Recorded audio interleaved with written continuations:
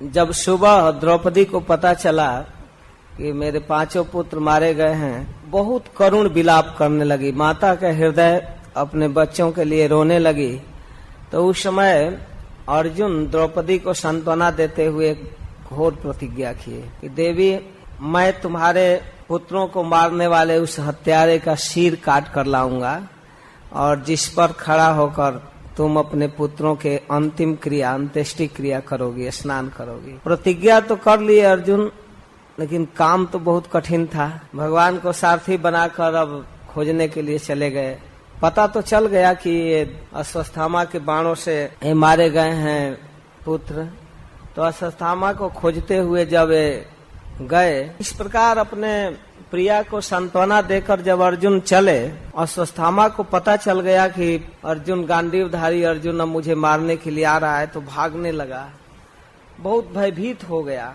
अपने प्राणों की रक्षा के लिए कुछ देर तक तो चलता रहा, लेकिन बच्चों के हत्या करने के कारण वह भी ब्राह्मण हत तेज हो गया था।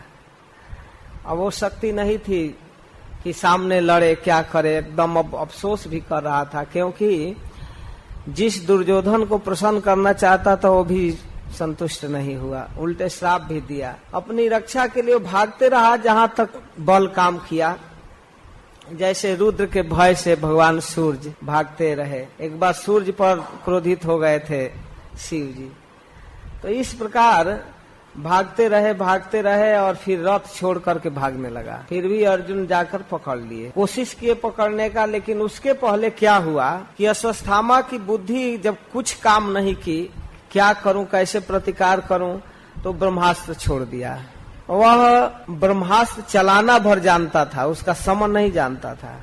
अब मरता क्या नहीं करता, वो जानता है कि इसको समन हम नहीं कर सकते, इसको रोक नहीं सकते, इसके तेज को, और जब तक नहीं रोका जाए तब तक वो जलाता रहेगा। किया तो बहुत भारी मूर्खता। जब तक समन करने की क्षमता नहीं है तब तक ब्रह्मास्त्र का संधान नहीं करना चाहिए। और पूरा नहीं जानता था, वो अधूरा ज्ञान प्राप्त किया था।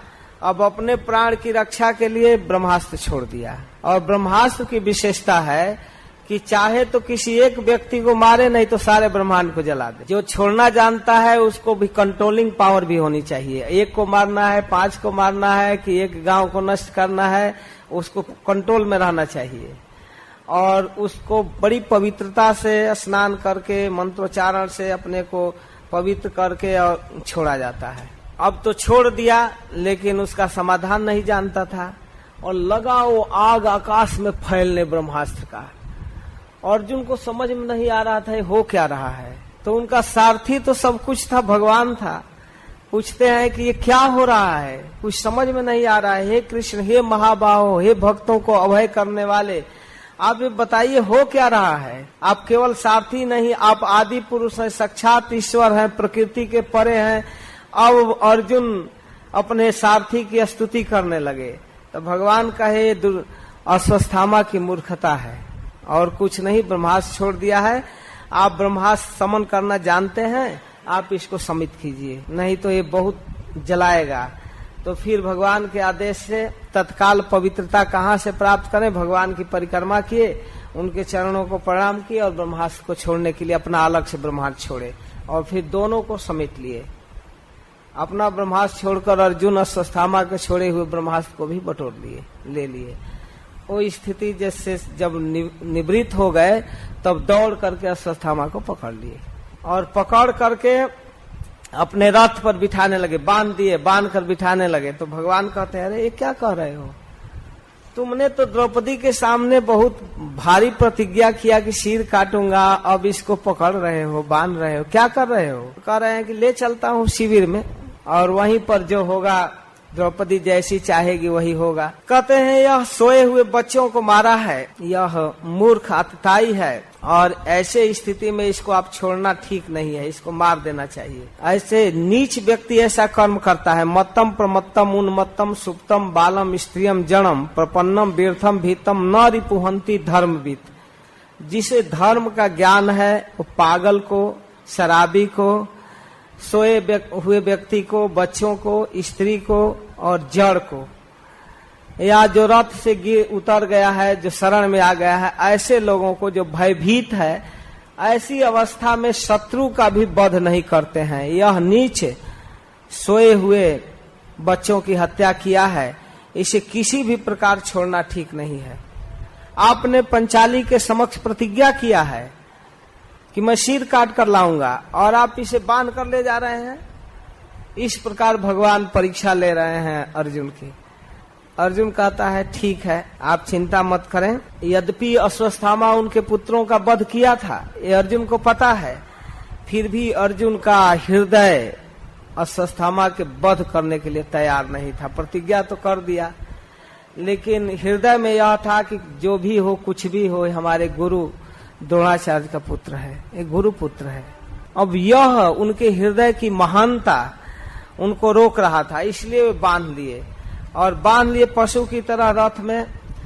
और जब शिविर के निकट रथ आया तो उसको रथ से खोलकर बंधे हुए अश्वत्थामा को घसीटते हुए शिविर में ला रहे हैं, जहाँ महाराज युधिष्ठिर हैं, महारानी द्रौपदी, कुंती, भीमसेन और नकुल, सहदेव, सारे पांडव लोग हैं, वहां पर ला रहे हैं। सबसे पहले द्रौपदी की दृष्टि जब पड़ी तो कहने लगे, अरे क्या कर रहे हैं आप, किसको बांध कर ला रहे हैं? ब्राह्मण कुमार अपने गुरु महाराज के पुत्र को। मुच्यता में सब ब्राह्मणों नितराम गुरु। खोलिए, छोड़िए छोड़िए, पहले बंधन को इस तरह से खींच कर क्यों ला रहे हैं? आपको धर्म पर कोई विचार नहीं है कि हम क्या कर रहे हैं? तो मानो अर्जुन कहते हैं कि तुम्हारे पुत्रों को हत्या करने वाला यही हत्यारा है। तब कहती है, अरे आप किस तरह की बात कर रहे हैं? जिनके कृपा से आप अस्त्र शास्त्र को जानते हैं, जिनके कृपा से आप ब्रह्मास्त्र छोड़ना, समन करना सब कुछ जानते हैं, उनके पुत्र को इस प्रकार पकड़कर दंडित कर रहे हैं, यही न्याय है? जिसने आपको विश्व विजेता, अजय विजेता बनाया, उनके साथ यह दुर्व्यवहार यही उचित न्याय है? न्याय पर विचार कीजिए, इसे छोड़िए। और जिस अश्वत्थामा को देखकर इसकी माँ कृपी अपने पति के साथ सती नहीं हुई, अपने पुत्र का मुंह देखकर, उस बेचारी के साथ क्या होगा? अगर यह इस तरह मारा जाएगा तो कृपी को कितना कष्ट होगा। कि महाराज अपने कुल पर भी विचार कीजिए, आप क्षत्रिय कुल के हैं, कुरुकुल में ऐसा कोई वीर हुआ जो ब्राह्मणों को इस प्रकार सतावे, दुख दे? ब्राह्मणों की रक्षा करना क्षत्रियों का कर्म है। अपने कुल परंपरा पर ध्यान दीजिए, आप क्यों कुल कलंक बन रहे हैं? इस तरह का काम मत कीजिए। आपके अंदर ये अपनी परंपरा का ध्यान होना चाहिए। और इसके साथ जैसे मैं अपने बच्चों के लिए रो रही हूँ, वैसे इसकी माँ कृपी न रोने पावे। उसको पुत्रहीन मत बनाइए, उसको मत मारिए। और अंतिम बात, छठवां बात कहती हैं कि जिन ब्राह्मणों के कृपा से ये क्षत्रिय कुल इतना फूला फड़ा रहता है, उसको ब्राह्मणों के श्राप और दुख से जलाइए मत अपने व्यवहार से। क्या जानते हैं कि आप इस ब्राह्मण को मारकर सुखी रहेंगे? पूरा कुल नष्ट हो जाएगा। इस महानता पर विचार कीजिए। 6 महत्वपूर्ण श्लोक बोली, जिसको सूत गोस्वामी कहते हैं धर्मम न्यायम सकरुणम निर्बलीकम समम महत्। एक एक श्लोक धर्म पर, न्याय पर, करुणा, निर्विलीक, सम और महता, इन पर विचार करके वो बोली थी 6 श्लोक। और इसको महाराज युधिष्ठिर समर्थन किए। महारानी द्रौपदी बिल्कुल ठीक कह रही है, अर्जुन इसे छोड़ दो। नकुल सहदेव भी अनुमोदन किए, कुंती महारानी अनुमोदन की, जितनी स्त्रियां थी सभी अनुमोदन करने लगी। हाँ छोड़ दीजिए, छोड़ दीजिए, सब छोड़ दीजिए, छोड़ दीजिए कह रहे हैं। तो भीमसेन को बड़ा क्रोध आया। छोड़ दीजिए इस दुष्ट को, इसको तत्काल वध कर देना उचित है। यह सोए हुए बच्चों की हत्या किया है, किस लिए? ये अपने हक में भी उचित नहीं किया है। इसकी वीरता का कलंक है, इसको ब्राह्मण होने का कलंक है। इसने सोए हुए बच्चों की हत्या किया है, कुछ भी विचार नहीं किया धर्म का, और फिर अपने स्वामी को भी संतुष्ट नहीं कर पाया है।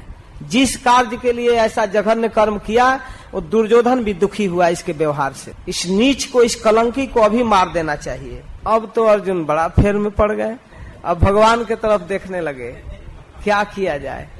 भीमसेन बोल रहा है, उधर पंचाली बोल रही है, महाराज युधिष्ठिर बोल रहे हैं। तो भगवान हंसते हुए कहते हैं कि बिल्कुल उचित बात है। देखिए, ब्रह्म बंधु न हंतव्य, कितना हूँ पतित ब्राह्मण हो, लेकिन वो वध करने लायक नहीं है। और जो अतताई है उसे किसी अवस्था में छोड़ना उचित नहीं है। ये दोनों बात मैंने शास्त्र में कहा है। तो मेरे तरफ क्या देख रहे हो? कुरु प्रतिश्रुतम सत्यम, जो तुमने प्रतिज्ञा किया उसको सत्य करो। यत सांत्वयता प्रियम, जो अपनी प्रिया को द्रौपदी को सांत्वना देते समय प्रतिज्ञा किया उसको पूरा करो। और प्रियम च भीमसेनस्य, और भीमसेन जो कह रहा है उसको भी प्रिय करो। भीमसेन भी उचित बोल रहा है। और पंचाली जो कह रही है द्रौपदी, वो भी बिल्कुल उचित कह रही है। और मैं भी कह रहा हूँ कि ब्राह्मण की हत्या नहीं करनी चाहिए। अब तो अर्जुन सहसा ज्ञाय हरे हार्दम अथासिना, हरि के हृदय को समझकर अपना तलवार निकाले अर्जुन, और मणिम जहार मूर्धन्य द्विजस्य सह मूर्धजम, सिर पकड़कर बाल ऊपर से उसके ब्रह्मतेज के साथ मणि को काटकर छोड़ दिए, रस्सी खोलकर वहां से हटा दिए। पहले ही बच्चों की हत्या करके बेचारा मरा हुआ था, अब निकाल दिए। तो फिर सूत गोस्वामी कहते हैं कि ऐसे ब्राह्मणों को मूड़ देना, धन छीन लेना, स्थान से बाहर निकाल देना, समाज में अपमान कर देना, यही हत्या है। उनके शरीर की हत्या का विधान शास्त्र नहीं करता है, इसलिए छोड़ दिए। इस कथा को कहकर फिर आगे 8वें अध्याय में सूत गोस्वामी कहते हैं कि अश्वत्थामा को अपने शिविर से अपमान पूर्वक निकालने के बाद महाराज युधिष्ठिर अपने मरे हुए बंधुओं के लिए गंगा के तट पर जाकर के जल अर्पण करने लगे। प्रत्येक का नाम ले लेकर ब्राह्मणों के मंत्रों के साथ जल अर्पण कर रहे थे। और उस समय महान शोक में हाहाकार रुदन हो रहा था, स्त्रियां रो रही थी, सब लोग रो रहे थे। जब लोगों का नाम रख रख करके तर्पण हो रहा था तो ये बड़ा भीषण दृश्य था। तो उस समय भगवान कृष्ण भी उस कार्य में लगे हुए थे, वो भी तर्पण कर रहे थे अपने संबंधियों के लिए। भगवान गंगा के तट में अर्ध स्नान के बाद जल भींगा हुआ वस्त्र से भींगे हुए तर्पण करते हैं, फिर बाद में तर्पण के बाद वस्त्र पहनते हैं। उन सारे विधियों के साथ जब अंत्येष्टि क्रिया हुई तो संक्षेप में कथा को आगे बढ़ाते हुए सूत गोस्वामी कहते हैं कि इस प्रकार वहां सभी लोग जितने उपस्थित थे सब लोग तर्पण किए, स्त्रियां भी की, पुरुष भी किए, और सबको सांत्वना दे रहे हैं। सभी लोग रो रहे हैं, दुखी हैं, सबके स्वजन मारे गए हैं, कोई बाकी नहीं है, कोई ऐसा बाकी नहीं जिसके संबंधी मारे न गए हों। पांडवों के पुत्र मारे गए, अभिमन्यु जैसा वीर पुत्र मारा गया। महारानी कुंती रो रही है, कुंती का भी प्रथम पुत्र मारा गया है। सब लोग रो रहे हैं, सबको सांत्वना दे रहे हैं। वहां उपस्थित बड़े बड़े ऋषि मुनि, व्यास, धौम्य, कृपाचार्य आदि सांत्वना दे रहे हैं, समझा रहे हैं कि काल की गति यही है। फिर सबको समझा बुझाकर साधयित्वा अजात शत्रु स्वराजम कृत्वै हृतम घातयितास्तो राज्ञ कच स्पर्श छतायुष। गोस्वामी कहते हैं संक्षेप में कि वहां पर सबको समझाकर, महाराज युधिष्ठिर को सांत्वना देकर, दुष्टों के द्वारा छीने गए संपत्ति को देकर, और असत राजाओं का महाभारत युद्ध में वध करा करके जो लोग द्रौपदी के कच स्पर्श में सम्मिलित हुए थे उन सभी राजाओं को मार करके और महत्वपूर्ण जस का विस्तार करते हुए भगवान कृष्ण 3 अश्वमेध यज्ञ कराए। बाद में कराए, लेकिन कथा के क्रम में अभी कह रहे हैं। और चारों दिशाओं में महाराज युधिष्ठिर का जस फैला दिए।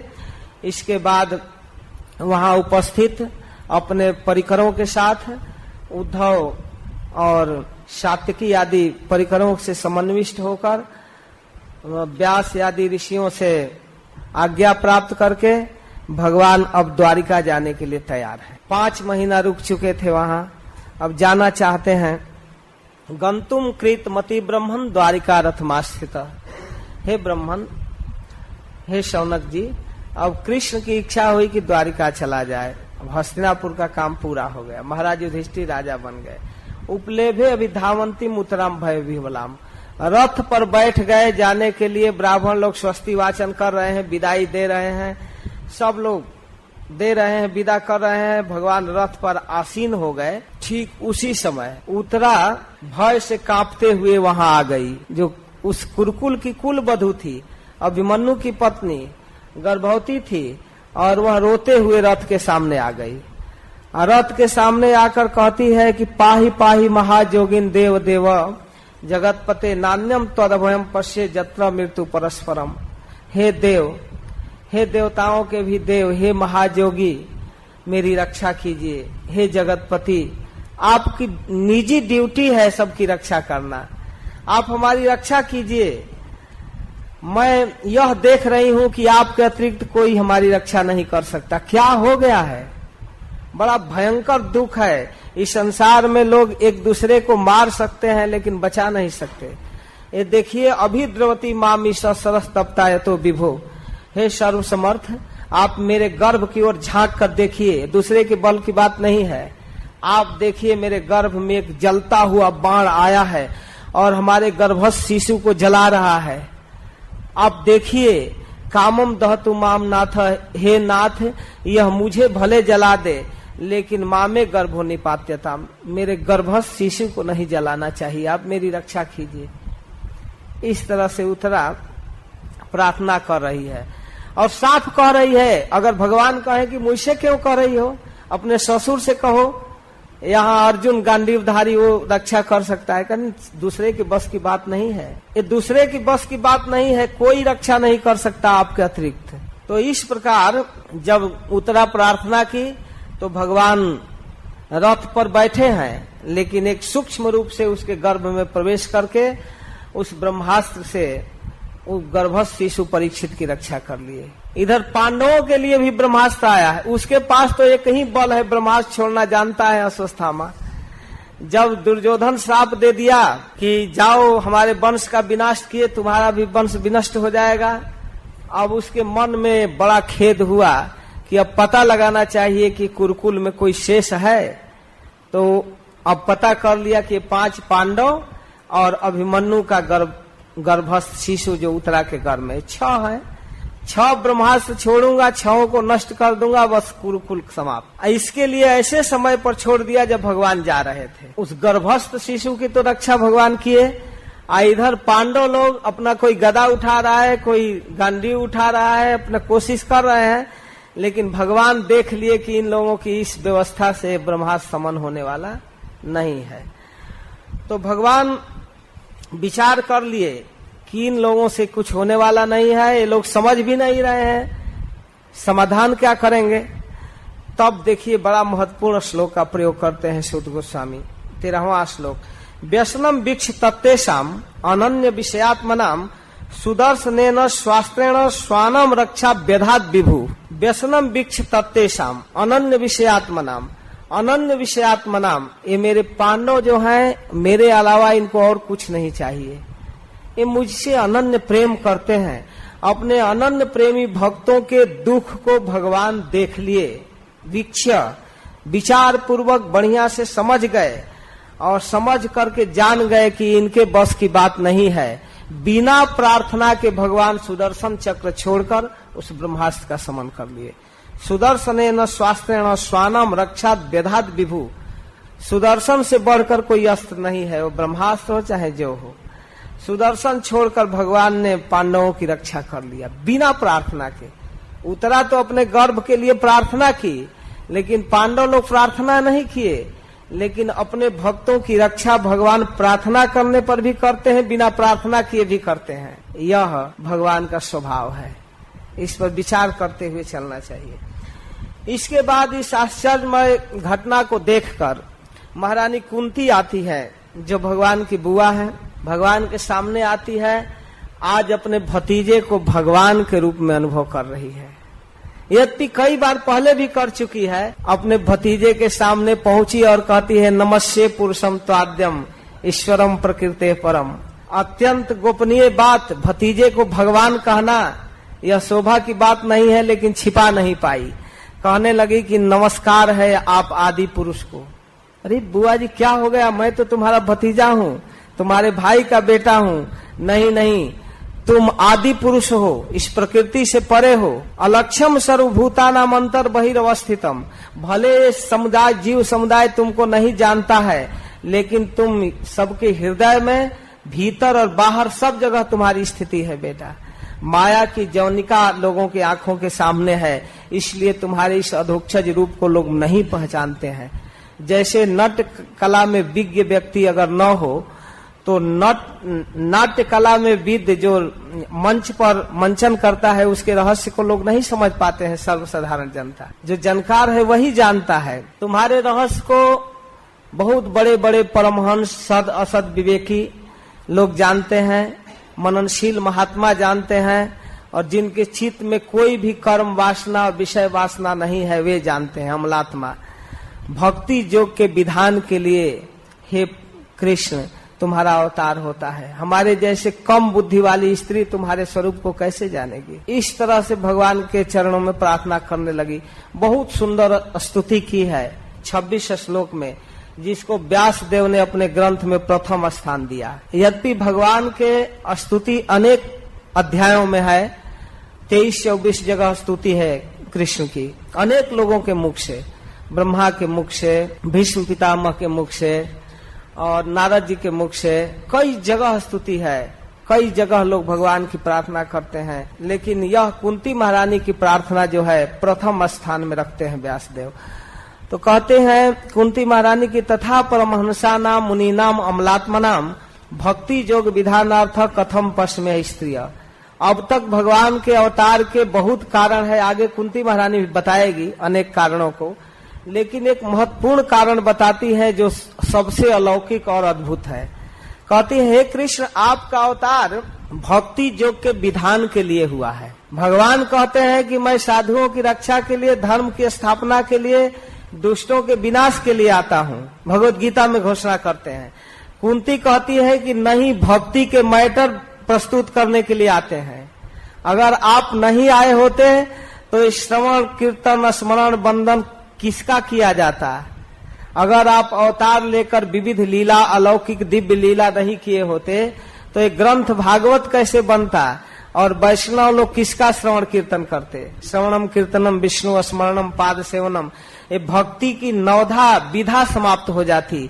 इसलिए भक्ति योग के विधान के लिए, भक्ति योग की व्यवस्था के लिए तुम्हारा अवतार हुआ है। इस रहस्य को दूसरा नहीं समझ पाएगा, चाहे वह परमहंस हो, चाहे मुनि हो या अमलात्मा हो, लेकिन इसको भक्त ही समझता है। अथवा एक अर्थ यह कहा गया है कि चाहे परमहंस हो, मुनि हो, अमलात्मा हो, किसी भी विधि से तुमको नहीं जान सकते जब तक वह भक्त नहीं बनेगा। तो भक्ति के विधान, भक्ति का वस्तु देने के लिए आपका अवतार हुआ है। हमारे जैसे मूढ़ स्त्री आपके रहस्य को कैसे समझ सकेगी, और वही स्त्री ही इस रहस्य का उद्घाटन कर रही है और कह रही है कैसे समझ सकती है। यह इनकी दैन्यता है। इस प्रकार कहती है हे कृष्ण, मैं आपको नमस्कार करती हूँ। कृष्णाय, मेरे पास और भक्ति की कला नहीं है, केवल नमन जानती हूँ। नमस्कार भी एक भक्ति है। माम नमस्कुरु, भगवत गीता में कहते हैं कि कुछ नहीं हो रहा है तो पहला तो फर्स्ट क्लास की चीज है कि मन मुझ में लगाओ, मनमना भाव। यह संभव है? इतना मन चंचल है, कैसे लगेगा? तो मद भक्त, मनमना भाव, मेरा भक्त बनो। आपकी भक्ति इतना साधारण थोड़े है। तो मध्या जी मेरी पूजा करो, वो भी कठिन है। तो ठीक है, माम नमस्कुरु, मुझे प्रणाम करो। संभव हो तो चारों करो, नहीं तो इसमें एक भी करोगे तो मुझको प्राप्त करोगे। ऐसे आचार्य लोग टीका करते हैं। तो कुंती महारानी नमस्कार को ही अपना सरलतम श्रेष्ठतम साधन मानकर कहती हैं हे कृष्ण, आपको नमस्कार है। वासुदेवाय, जो हमारे भैया वसुदेव के पुत्र बनकर आए हो, उन्हीं को नमस्कार कर रही हूँ। भगवान है। देवकी नंदनाय च, देवकी ने बहुत बड़ा तपस्या की, साधना की, जिनका पुत्र हमारे भाभी के भी सौभाग्य की कमी नहीं है, उनको भी, उनके पुत्र को हम नमस्कार करते हैं।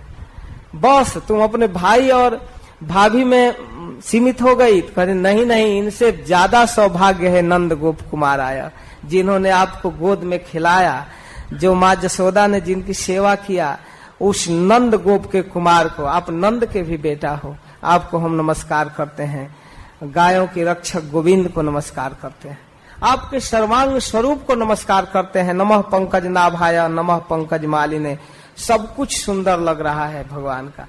इस प्रकार कुंती महारानी प्रार्थना करते हुए बहुत ही सुंदर स्तुति की है और कहती हैं कि हे कृष्ण, जितनी कृपा आप मेरे ऊपर किए वैसी कृपा आप अपनी माँ देवकी के ऊपर नहीं किए। देवकी के 6 पुत्र मारे गए, लेकिन आपने रक्षा नहीं किया और हमारे इन 5 पुत्रों को सुरक्षित लौटा दिए इस सम्रांगण से। यह आपकी अद्भुत कृपा है, क्योंकि आप हर विपद में, हर संकट में उपस्थित रहते हैं। कुंती महारानी कह रही है कि इसका कारण यह था कि देवकी के साथ उसके पति थे, उसको भरोसा था कि हम पति के साथ हैं, लेकिन हम विधवा, हे कृष्ण, केवल आप पर ही आश्रित थी। तो यही वह नाथ है ना, हमारे नाथ, हमारे स्वामी तो आप हैं और आप हमारे हर विपद में हमारी सहायता किया। मैं क्या क्या गिनूं उन लिस्टों को। आप विष से, अग्नि से, उस राक्षसों से और असत सभा से, वनवास के दुखों से और इस महाभारत के सम्रांगण में बड़े बड़े अतिरथियों से हमारे पुत्रों की रक्षा किया। अभी अभी तत्काल आज द्रोणी के अश्वत्थामा के ब्रह्मास्त्र से आपने हमारी रक्षा किया।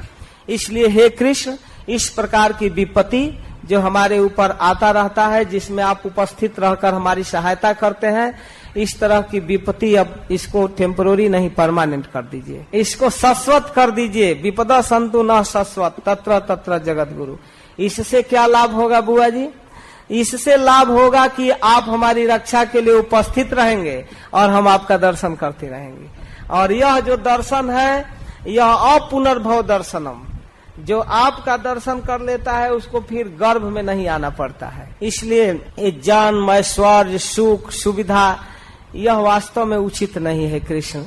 और युधिष्ठिर को राज दिला दिए तो आप जाने लगे किस काम का ये राज्य है। इससे तो अच्छा यह विपद था कि आप उपस्थित थे। यह राज, ऐश्वर्य, धन व्यक्ति को अंधा बना देता है, वो आपके नाम ही नहीं ले पाते हैं। इसलिए हम इस संपत्ति से विपत्ति को अच्छा मानती हैं, इस संपत्ति से विपत्ति को अच्छा मानते हैं। सभी आचार्य इस पर खूब टीका लिखते हैं। विपदो नैव विपदा, संपदो नैव संपदा, विपदा विस्मरणम विष्णु और संपदा नारायण स्मृति। वास्तव में इस संसार की विपत्ति और संपत्ति विपत्ति नहीं है। सबसे बड़ी विपत्ति है भगवान की विस्मृति और सबसे बड़ी संपत्ति है भगवान की स्मृति। वास्तव में कुंती महारानी बहुत उच्च कोटि की प्रार्थना करती है। उनका कहना है कि हे कृष्ण, आप उपस्थित रहेंगे, आपका दर्शन होता रहेगा, आपसे बातचीत करने का अवसर मिलेगा, यह बहुत बड़ा सौभाग्य है। इससे बढ़कर कुछ नहीं है, आप उपस्थित रहिए। ऐसे आपने कृपा करके अनेक अवतार लिया। लोगों की मति आपके विषय में भिन्न भिन्न है। लोग अपने अपने भावना से, अपने विचार से आपको देखते हैं। कोई आपको अपना सुहृद, कोई आपको अपना दुश्मन मानता है। लोगों की मति विषम होने से आप परस्पर विषम दिखाई देते हैं, लेकिन वास्तव में आप सम हैं। और आप इस जगत की रक्षा के लिए विविध प्रकार से अवतार लेते हैं। आपका जन्म, कर्म सब अद्भुत है। कभी पशु में, कभी मनुष्य में, कभी देवता में, तरह तरह का आपका अवतार होता है। ऋषियों में जगत के हित के लिए आप आते हैं। और आपकी ऐसी अद्भुत अलौकिक लीला है कि साधारण बुद्धि वाले नहीं समझ सकते। आज जिस स्वरूप को मैं देख रही हूँ कि आप रथ पर बैठे बैठे पांडवों की रक्षा कर लिए, सुदर्शन चक्र छोड़कर गर्भ में प्रवेश करके गर्भस्थ शिशु की रक्षा कर लिए, वही आप जसोदा के छड़ी से कांप रहे थे, इसको भी मैं देखी हूँ। जिस समय उखल बंधन लीला हुआ, दामोदर लीला, उस समय संजोग से कुंती महारानी नंद भवन में थी, क्योंकि बड़ा निकट का संबंध था वसुदेव जी से और नंद बाबा से। तो जैसे वसुदेव भैया थे, वैसे नंद बाबा भी भैया थे। उनके पास भी कुंती महारानी गई हैं और ऐसे बोल रही हैं, गोप्या ददे त्वयि कृता गसिदाम तावद याते दशासु कलिलांजन संभ्रमाक्षम वक्त्रम निनीय भय भावनया स्थितस्य सामाम विमोहयति भीरपि जद विभेति। हे कृष्ण, वो गोपी जसोदा जिनके प्रति आपने अपराध कर दिया, उनके मटका को फोड़ दिया, और उस समय जब वो आपको पकड़ ली थी तो आपकी दशा क्या हो गई थी। बाप रे, आप ऐसे रो रहे थे कि आपके आंखों से बहने वाला आंसू काजल को धोते हुए आपके गाल पर आ रहा था और भय से संतप्त आप कांप कांप कर जसोदा की छड़ी की तरफ देख रहे थे। वक्त्रम निनीय, आपकी नेत्र जो कांप रहा था, भय भावनया स्थितस्य, भय से भयभीत हो गए थे। बनावटी नहीं था, ड्रामा नहीं था, आप वास्तव में रो रहे थे, वह आज मुझे मोहित कर रहा है। वह रूप अभी मोहित कर रहा है कि भीरपि जद विभेति, जिनसे काल भयभीत होकर कांपता है, वही आप जसोदा के छड़ी से कांप रहे थे। आज अश्वत्थामा के ब्रह्मास्त्र को चुटकी में खत्म कर दिए, कुछ भी नहीं करना पड़ा, वही जसोदा के छड़ी से आप रो रहे थे।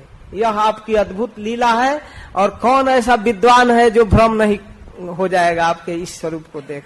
कुछ लोगों का कहना है कि आप महाराज युधिष्ठिर की प्रतिष्ठा जस बढ़ाने के लिए अवतार लिए।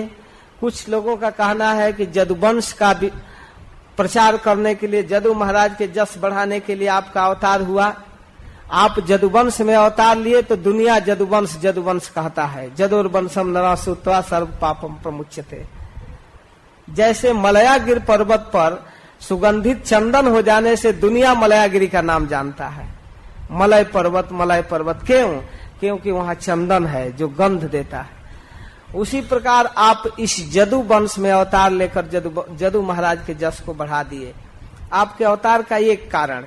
कुछ लोग कहते हैं कि वसुदेव और देवकी पूर्व जीवन में तपस्या किए थे, इसलिए आप पुत्र बनकर आए। और कुछ कहते हैं कि ब्रह्मा जी ने पृथ्वी के तरफ से प्रार्थना किया था, पृथ्वी के भार दूर करने के लिए, दुष्टों का विनाश करने के लिए आप आए, पृथ्वी जब कांप रही थी तब। कुछ लोगों का कहना है कि जब लोग अज्ञान में पड़कर, अविद्या से ग्रसित होकर भोग विलास में अंधे हो जाते हैं और आपको भूल जाते हैं, इस भवेस्मिन क्लिशमाना नाम, अस्मिन भवे, इस भवसागर में पड़े हुए जीव अविद्या काम कर्म भी जब अज्ञान में पड़कर भोग में मस्त होकर भूल जाता है, एकदम आपके स्वरूप को भूलने लगता है, तब श्रवण स्मरणाधारी करिष्य नीति केचना, तो उनको श्रवण कीर्तन की व्यवस्था करने के लिए आप आते हैं, आकर लीला अवतार करते हैं और विविध प्रकार के कर्म करते हैं जिसको भक्त लोग गाते हैं। आपकी इस लीला कथा को जो व्यक्ति गाता है, सुनता है, गुनगुनाता है, स्मरण करता है, अनुमोदन करता है, वो निश्चित रूप से आपके चरण को प्राप्त करता है। और बहुत जल्दी श्रीमंती गायंती गिणंती अभिष्णस स्मरंती नंदंती तवे हितम जना तएव पश्यंत अचिरेण तावकम भव प्रवाहो परमम पदाम्बुजम। तएव पश्यंती, वही प्राप्त करता है निश्चित रूप से। तेव पश्यंती, तेव का आचार्य लोग टीका करते हैं कि वही देखता है जो श्रवण करता है, वही आपके चरण को प्राप्त करता है जो आपके कीर्तन करता है, जो आपके लीला का स्मरण करता है, जो गुनगुनाता है, जो जप करता है, और जो करने वाली भक्ति करने वाला का जो सपोर्ट करता है, अनुमोदन करता है, वही लोग आपके स्वरूप को प्राप्त करते हैं, दूसरा नहीं, अपने कल्पना से नहीं। वे लोग जल्दी देखते हैं। तो इस प्रकार कहते हुए कहते हैं, हे कृष्ण तुम आज ही छोड़कर चले जाओगे? विचार कर रहे हो इस महाभारत युद्ध में जो लोग मारे गए हैं, जिनके संबंधी मरे हैं, वे लोग हमारे पुत्रों के ऊपर क्या करेंगे? हमला बोलेंगे कि नहीं? तुम तो चले जाओगे। तो कहते हैं इससे क्या हो जाएगा, तुम्हारे पुत्र बड़े समर्थ हैं, अजय विजेता हैं, और बुआ जी हमसे क्यों प्रार्थना कर रही हो?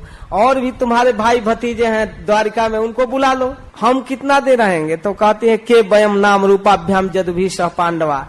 ये जादव और पांडव तो केवल थोथा मिट्टी है, नाम है, उसमें कुछ नहीं है। भवतो दर्शनम हिसी काणाम विवेशितु।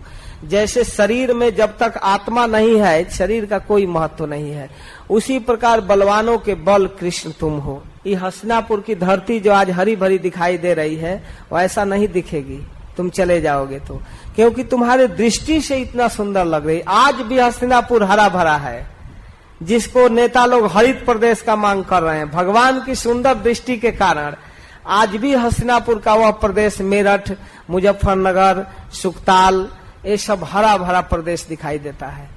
भगवान बहुत बढ़िया से हस्तिनापुर को देखे हैं। इसलिए हे कृष्ण आपकी दृष्टि से सुंदर लग रहा है, आपके जाने पर ऐसा नहीं लगेगा। भगवान कहते हैं बुआ जी तुम बड़ा अपने विषय में केवल सोचती हो, अपने पुत्रों के विषय में। मानो भगवान इस तरह से सोचे कहें, तो कहती है नहीं नहीं, मेरा चित्त तो उधर भी जा रहा है, नैहर की तरफ भी। मेरी स्थिति तो बड़ा विचित्र है कृष्ण, आप अब ऐसी कृपा करो कि घड़ी के पेंडुलम की तरह जो मेरा मन कभी पांडवों की तरफ कभी यादवों की तरफ नहीं, कृष्ण को द्वारिका भी जाना चाहिए, वहां के लोग भी सुखी रहना चाहिए। जो पेंडुलम की तरह चल रहा है उसको रोकिए और स्नेह पास को नष्ट कीजिए। यादवों और पांडवों में मेरी मति न रहे। मानो भगवान कहे कि यादवों में भी न रहे, मैं भी एक यादव हूँ, मुझ में भी नहीं। अरे नहीं नहीं, ये नहीं कह रही हूँ। स्नेह पासम इमम छिंदी दृढ़म पांडुसु विष्णुसु, पांडवों और यादवों से स्नेह बंधन काट दो और त्वयि में अनन्य विषया मति मधुपते सकृत, पांडवों और यादवों से काट कर केवल अपने चरणों में जोड़ दो। कैसे जैसे गंगा की अविरल धारा समुद्र में गिरती है बिना रोक टोक के, वैसे कुंती महारानी को पता नहीं था कि गंगा में भी डैम बनाकर पानी रोक दिया जाएगा। वो कह रही है कि हिमालय से निकलकर बिना रोक टोक के समुद्र में आती है। वैसे मेरी मति को आपके चरणों में जाना चाहिए और कहीं नहीं रुकना चाहिए। तो इस प्रार्थना के साथ कुंती महारानी सबसे प्रबल साधन अपनाती है, कीर्तन। कृष्ण के नाम को गाते हुए कहती हैं, श्री कृष्ण कृष्ण सख विष्णु भाव निध्रुव राजन्य वंश दहना पवर्ग बीरज गोविंद गोदिज सुराति हरावतार जोगेश्वराखिल गुरु भगवान नमस्ते।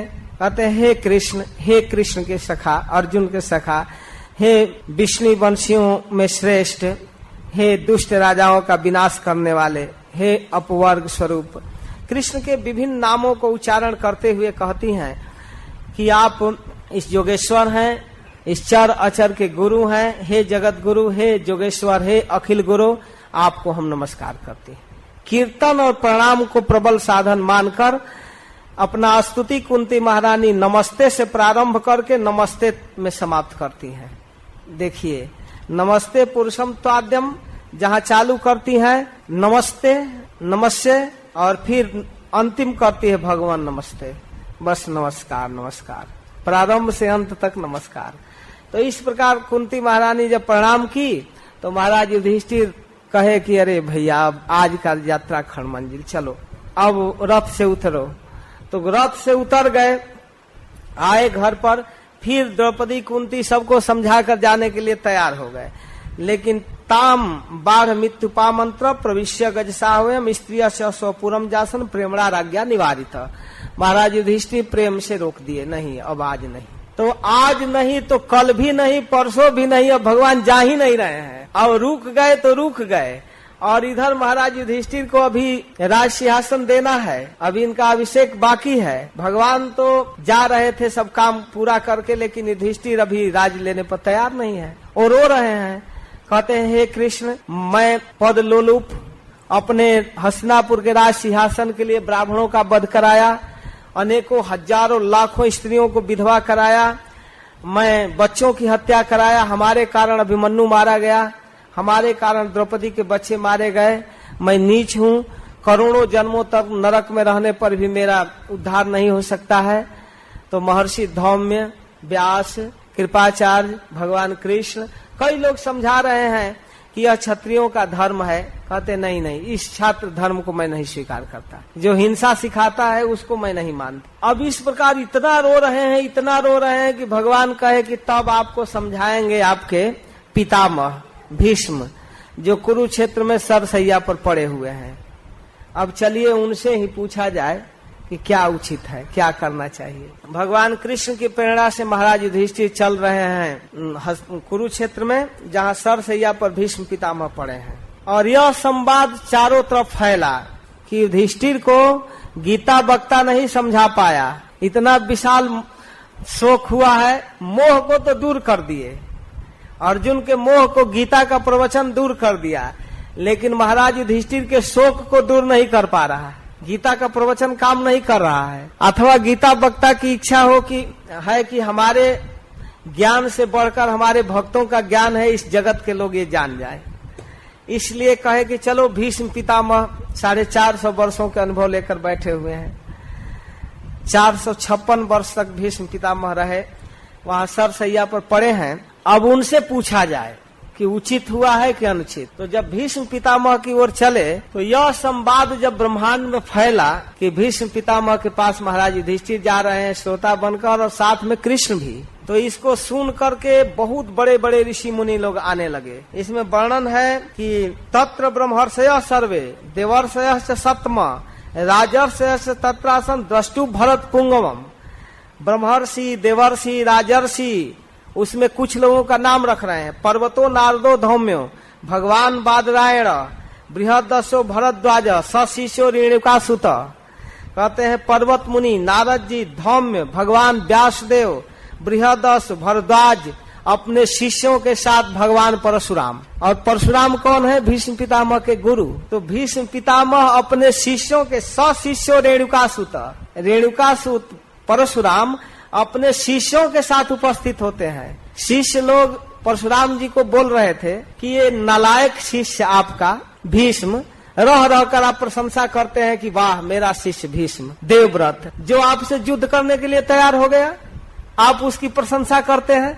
आपके कहने पर विवाह नहीं किया, और जब होता है तब उसकी प्रशंसा करते हैं। तब उन शिष्यों को, जो लोग भीष्म की निंदा करते रहे, उन शिष्यों को बुलाए और कहे चलो अब हमारा शिष्य प्रवचन करने जा रहा है अपने जीवन के लास्ट में, और देखो श्रोता कौन कौन है। उस शिष्य की महिमा बताने के लिए सशिष्यो रेणुकासुत, परशुराम जी अकेले नहीं जाना चाहे, कहे जो जो शिष्य निंदा किए हैं भीष्म का उन सबको बटोर लिए और कहे चलो आज देखो भीष्म की महिमा, देखो भीष्म कौन है। युद्ध किया तो किया, अपनी प्रतिज्ञा के पालन के लिए युद्ध किया। और प्रतिज्ञा किया था कि विवाह नहीं करूंगा, और गुरुजी जबरदस्ती लाद रहे थे, तो कैसे विवाह करेंगे। और कहे युद्ध करना पड़ेगा, तो कहे बेशक मैं क्षत्रिय हूँ, युद्ध आपसे सीखा हूँ, और आपकी इच्छा है तो आपसे युद्ध करूंगा। किया, तो इसमें क्या बेइज्जती है, वो ठीक किया। तो अब उनको लेकर जा रहे हैं परशुराम। वशिष्ठ जी, इंद्र प्रमद, त्रित, गृत समत, असित, काक्षीवान, गौतम, अत्रि, कौशिक अथ सुदर्शन, अन्य च मुनय ब्रह्मन, बहुत बड़े बड़े लोग थे। ब्रह्मराता दयोमला, सुखदेव गोस्वामी भी, सब लोग वहाँ उपस्थित हैं। सुखदेव आदि शुद्ध हृदय महात्मा गण वहाँ उपस्थित। आज बहुत बड़ा प्रवचन होने जा रहा है।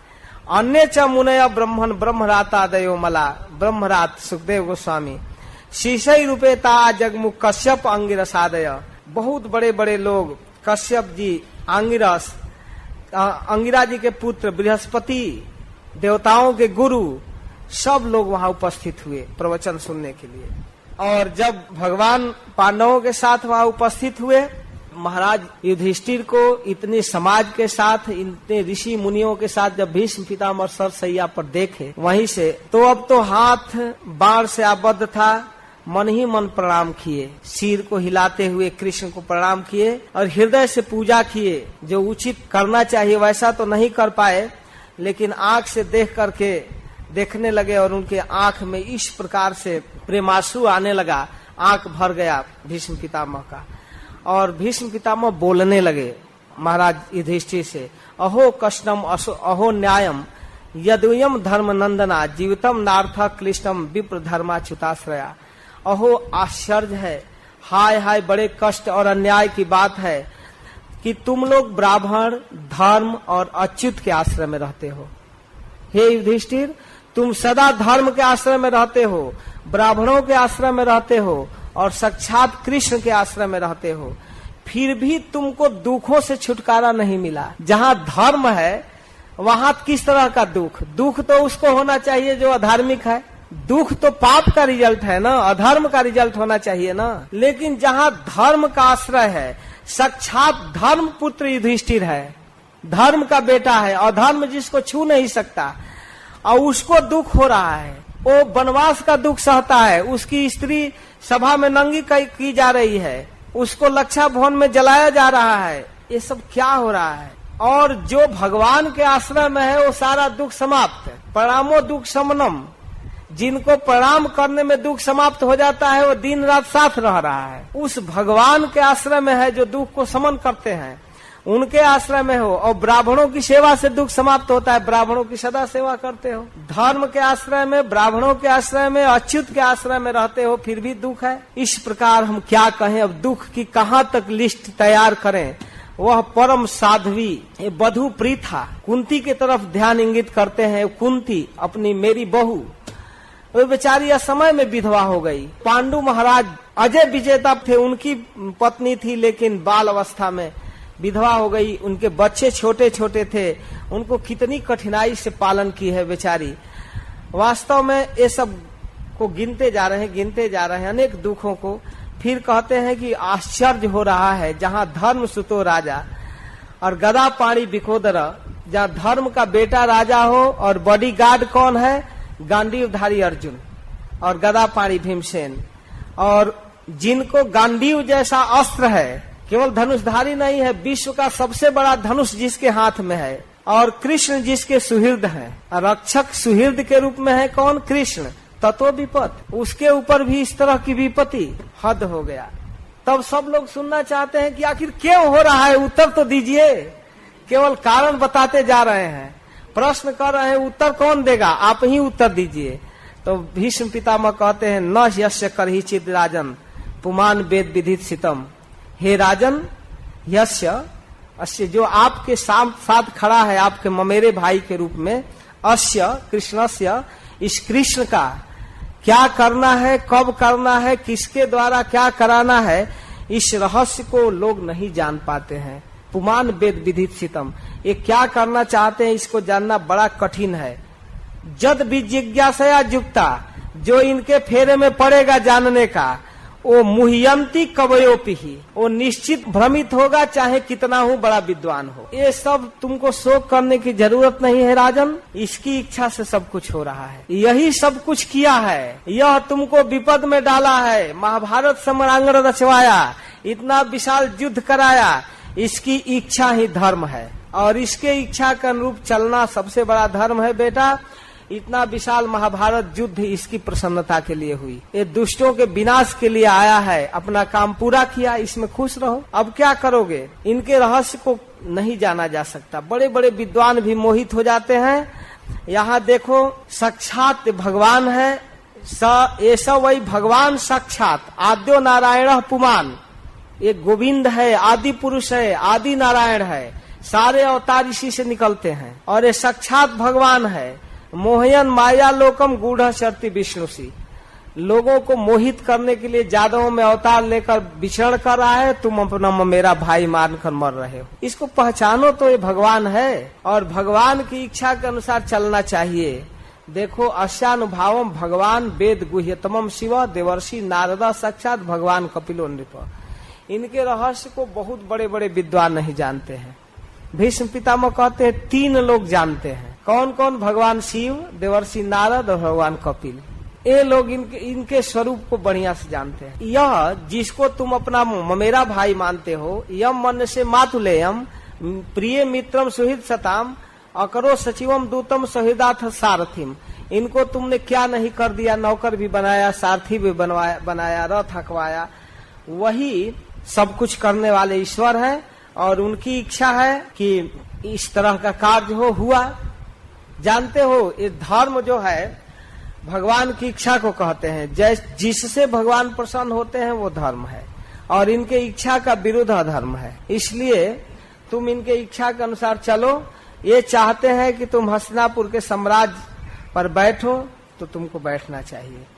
अब बहुत अच्छा हुआ, बहुत अच्छा किया, इस बहाने तुम लेकर आ गया, और मेरी मति मेरे जीवन के अंत में इनमें लगे। मैं इनका स्मरण करते हुए, इनके रूप का दर्शन करते हुए, इनके गुणों का कीर्तन करते हुए सुख से शरीर छोड़ना चाहता हूँ। और यह संवाद सुनते हुए कि तुम यह स्वीकार कर लिया कि हस्तिनापुर का राजा बन रहे हो, सुख पूर्वक हस्तिनापुर के सिंहासन को देखते हुए मैं शरीर छोड़ना चाहता हूँ, और अपना भक्त्यावेश मनोजस्मिन बाचा या नाम कीर्तन, मन इनमें लगाना चाहता हूँ, इन कृष्ण में। और त्यजन कलेवरम जोगी मुचते काम कर्म भी, और इनके नामों का उच्चारण करते हुए, इनके गुणों का स्मरण करते हुए मैं शरीर छोड़ना चाहता हूँ। और उस समय भीष्म पितामह एक प्रार्थना करते हैं। अब युधिष्ठिर से बात नहीं कर रहे हैं, भगवान से, कि सदेव देवो भगवान प्रतीक्षताम, हे भगवान, देवताओं के भी देव, आप हमारा इंतजार कीजिए, जब तक मैं आपके गुणों का वर्णन करता रहूं, अपने चित्त को आप में लगाने के लिए प्रयास करता रहूं, तब तक आप यहीं प्रसन्न रूप में मुस्कुराते हुए हमारे सामने खड़ा रहिए। मैं आपका दर्शन करके सुख पूर्वक शरीर छोड़ना चाहता हूँ। बिना शरीर छोड़े आप बीच में मत जाइएगा, ये आदेश कर रहे हैं। और इसके बाद महाराज युधिष्ठिर को संकेत करते हैं भगवान, अरे शरीर छोड़ देंगे, जो पूछना है जल्दी पूछ लो जल्दी पूछो। तब महाराज युधिष्ठिर पूछने लगते हैं कि मैं कुछ प्रश्न लेकर आया हूँ, ये कैसे हो रहा है, वो कैसे हो रहा है। तब का सबको बतलाने लगे। पुरुषा स्वभाव वेतन यथा वर्णम यथाश्रमम, सारे आश्रम वर्ण के अनुसार वैराग रागोपाधि विरक्ति प्रवृत्ति सबको बतलाए हैं। ये वेद धर्म, संसारिक धर्म, दान धर्म, राजधर्म, मोक्ष धर्म, विभागसा, स्त्री धर्म, भगवत धर्म, समास व्यास योगत, किसी को संक्षेप में किसी को व्याख्या करके। इस तरह यहाँ महाभारत तो है नहीं कि यहाँ वर्णन करेंगे सुत गोस्वामी। महाभारत में आप शांति पर्व में उधर पढ़िएगा। संक्षेप में सारे धर्मों के टॉपिक को बतला रहे हैं। दान धर्मान, राज धर्मान, मोक्ष धर्मान, विभागसा, स्त्री धर्मान, भगवत धर्मान, समास व्यास योगत, किसी को संक्षेप में किसी को व्याख्या करके। इस प्रकार नाना ख्याने इतिहासु सुवर्ण्यामास तत्वविद, सबकी व्याख्या किए और सब कुछ करने के बाद अपनी मति कृष्ण में लगा करके जितना जल्दी हुआ भगवान के चरणों में अपने जीवन के अंत में कहते हैं, हे कृष्ण इति मति रूप कल्पिता वितृष्णा भगवती सात्वत पुंगवे विभुम्नि। बहुत सुंदर स्तुति की है 11 श्लोकों में। कहते हैं कि अब मृत्यु के समय मैं आपको क्या दे सकता हूँ। शरीर तो बाणों से आबद्ध है, कोई अनुष्ठान नहीं, कोई वस्तु मेरे पास नहीं, लेकिन मैं अपनी एक बेटी को आपको देने जा रहा हूँ। जो आजीवन ब्रह्मचारी रहे वो कृष्ण के साथ अपनी बेटी का विवाह करना चाहते हैं। वो है मति, मेरे पास जो मेरी मति है, कॉन्शियसनेस, हे कृष्ण आप इसको स्वीकार कीजिए। इति मति रूप कल्पिता वितृष्णा, यह जो मेरी मति है यह एकदम शुद्ध है, तृष्णा इसके अंदर नहीं है, एकदम साफ है, आपके लायक है, आप इसको स्वीकार कर लीजिए। इति मति रूप कल्पिता वितृष्णा, इसमें कोई अन्य कामना नहीं, एकदम फ्रेश है, कहीं से अशुद्ध नहीं है। भगवती सात्वत पुंगवे विभुम्ने, हे कृष्ण आप में मैं अपनी मति को समर्पित करना चाहता हूँ और मैं चाहता हूँ कि आप हमारे इस मति के साथ विहार करें, हमारे मति में आप विहरें, हमारी इस विशुद्ध मति को आप स्वीकार कर लीजिए। मति स्त्रीलिंग है, इसलिए आचार्यों का व्यंग है कि मति को पुत्री के रूप में सौंप रहे हैं। हमारी मति के साथ आप विहार कीजिए। स्वसुख मुपगते क्वचित विहर तुम प्रकृति मुपयेशु यद भव प्रवाह, हे प्रभु आप अपने आनंदमय स्वरूप में स्थित रहते हैं, कभी विहार करने की, लीला करने की इच्छा से प्रकृति को स्वीकार करते हैं। आपकी सृष्टि अपनी इच्छा से चलती है, उसी प्रकार आप हमारे मति में भी आप रमण कीजिए, हमारे मति में केवल आप रहिए। मैं इस वितृष्णा मति को आपके चरणों में देना चाहता हूँ। जीवन के अंत में अपनी मति दे रहे हैं, यही है कॉन्शियसनेस जिसको प्रभुपाद ने स्वीकार किया, कृष्ण कॉन्शियसनेस, मति कृष्ण के लिए। तो इस प्रकार हे त्रिभुवन कमनम तमाल वर्णम, उनके स्वरूप को वर्णन करते हैं। आप बहुत सुंदर, ये सुंदर लहराता हुआ पीताम्बर जो सुंदर लग रहा है, आपकी यह मुखमंडल जो अलकावली से घुंघराले काले काले अलकावली से विभूषित है, उस अर्जुन के सखा में मेरी रति हो। वो तो भीष्म पितामह जो युद्ध भूमि में कृष्ण के स्वरूप को देखे हैं वही याद कर रहे हैं, दूसरा उनके चित्त पर नहीं छाया है। युद्ध भूमि में देखते हैं कि रथ चलाने में कभी इधर कभी उधर, कभी ऊपर कभी नीचे, कभी दाएं कभी बाएं, और कृष्ण का केस एकदम बार बार मुख के तरफ आता है, हाथों से हटाते हैं और रथ को हाँकते हैं, और इतना सुंदर मुख लग रहा है, उसमें स्मित मुस्कान है। और घोड़े के चलने से जो कुरुक्षेत्र के धरती का धूल उड़ उड़ कर कृष्ण के चेहरे पर पड़ रहा है, और पसीने से लथपथ है रथ संचालन में। और इस प्रकार तुरग रज विध्रुम विश्रक युद्धि, युद्ध स्थल में जब घोड़े चलते हैं और उनकी छवि का याद करते हैं, मुखमंडल पर घुंघराले अलके और घोड़ों के टाप से उड़ा हुआ धूल और गर्मी, पसीना से लथपथ बूंदे, और उस पर कुरुक्षेत्र का वो धूल लगा हुआ है, और फिर केश कभी कभी आता है नीचे, उसको हटाते हैं, और फिर उस अवस्था में जब मेरे सामने रथ लेकर आते हैं और जब अर्जुन लड़ने के लिए तैयार होता है, मैं अपने कठोर बाणों से जब अर्जुन को मारने लगता हूँ, एकदम तीक्ष्ण बाणों से, जल्दी जल्दी सरसर सरसर, तब उन बाणों से आप देख नहीं पाते हैं कि अर्जुन को ये मार देगा, बूढ़ा नहीं मानेगा। तब आप अपना कवच, अपना छाती बढ़ाकर अपने हमारे बाणों को रोकने लगते। वह याद कर रहे हैं भीष्म पितामह कि उस दिन जब मैं प्रतिज्ञा कर लिया कि निश्चित रूप से आज अर्जुन को मारूंगा अथवा कृष्ण को हथियार उठाना पड़ेगा, तो आपने अपना कवच, अपना छाती आगे बढ़ाकर अर्जुन की रक्षा करने लगे। अर्जुन भी पसीना से लथपथ हो गया और पसीना पोंछने लगा, उतने में ही गर्दन कटने वाला था। तब तक आपने अपना छाती बढ़ाकर बाण रोकने लगा। मेरे जैसे धृष्ट, मैंने इतनी धृष्टता किया, इतना बाण छोड़ा, इतना बाण छोड़ा। मम निशित सरई विभिद्यमान त्वची बिलसत कवचेस्तु कृष्ण आत्मा, मैंने आपके कवच को तोड़ दिया क्रोध में। सारथी को नहीं मारना चाहिए, लेकिन मैंने आपके कवच को तोड़ दिया और आपके कवच टूटकर आपके सीने से खून निकल आया था। मैंने इतना भारी जघन्य वृत्ति से आपके साथ लड़ा। आगे भी कह रहे हैं, आगे इस बात को कहेंगे, कह रहे हैं कि मैंने इतने तीक्ष्ण बाणों से उनकी त्वचा को बिंध रहा था। उन सुंदर कवच मंडित भगवान के प्रति मेरा शरीर, अंतःकरण, आत्मा समर्पित हो जाए। मैं अपना चित्त जैसे अर्जुन की रक्षा कर रहे थे, उस पार सारथी के प्रति मैं समर्पित करना चाहता हूँ। आपने सपदी सखी बचो निशम्य मध्य निज परयो बलयो रथम निवेश्य स्थितवती पर सैनिकाय रक्षा हितवती पार्थ सखे रतिर ममास्तु।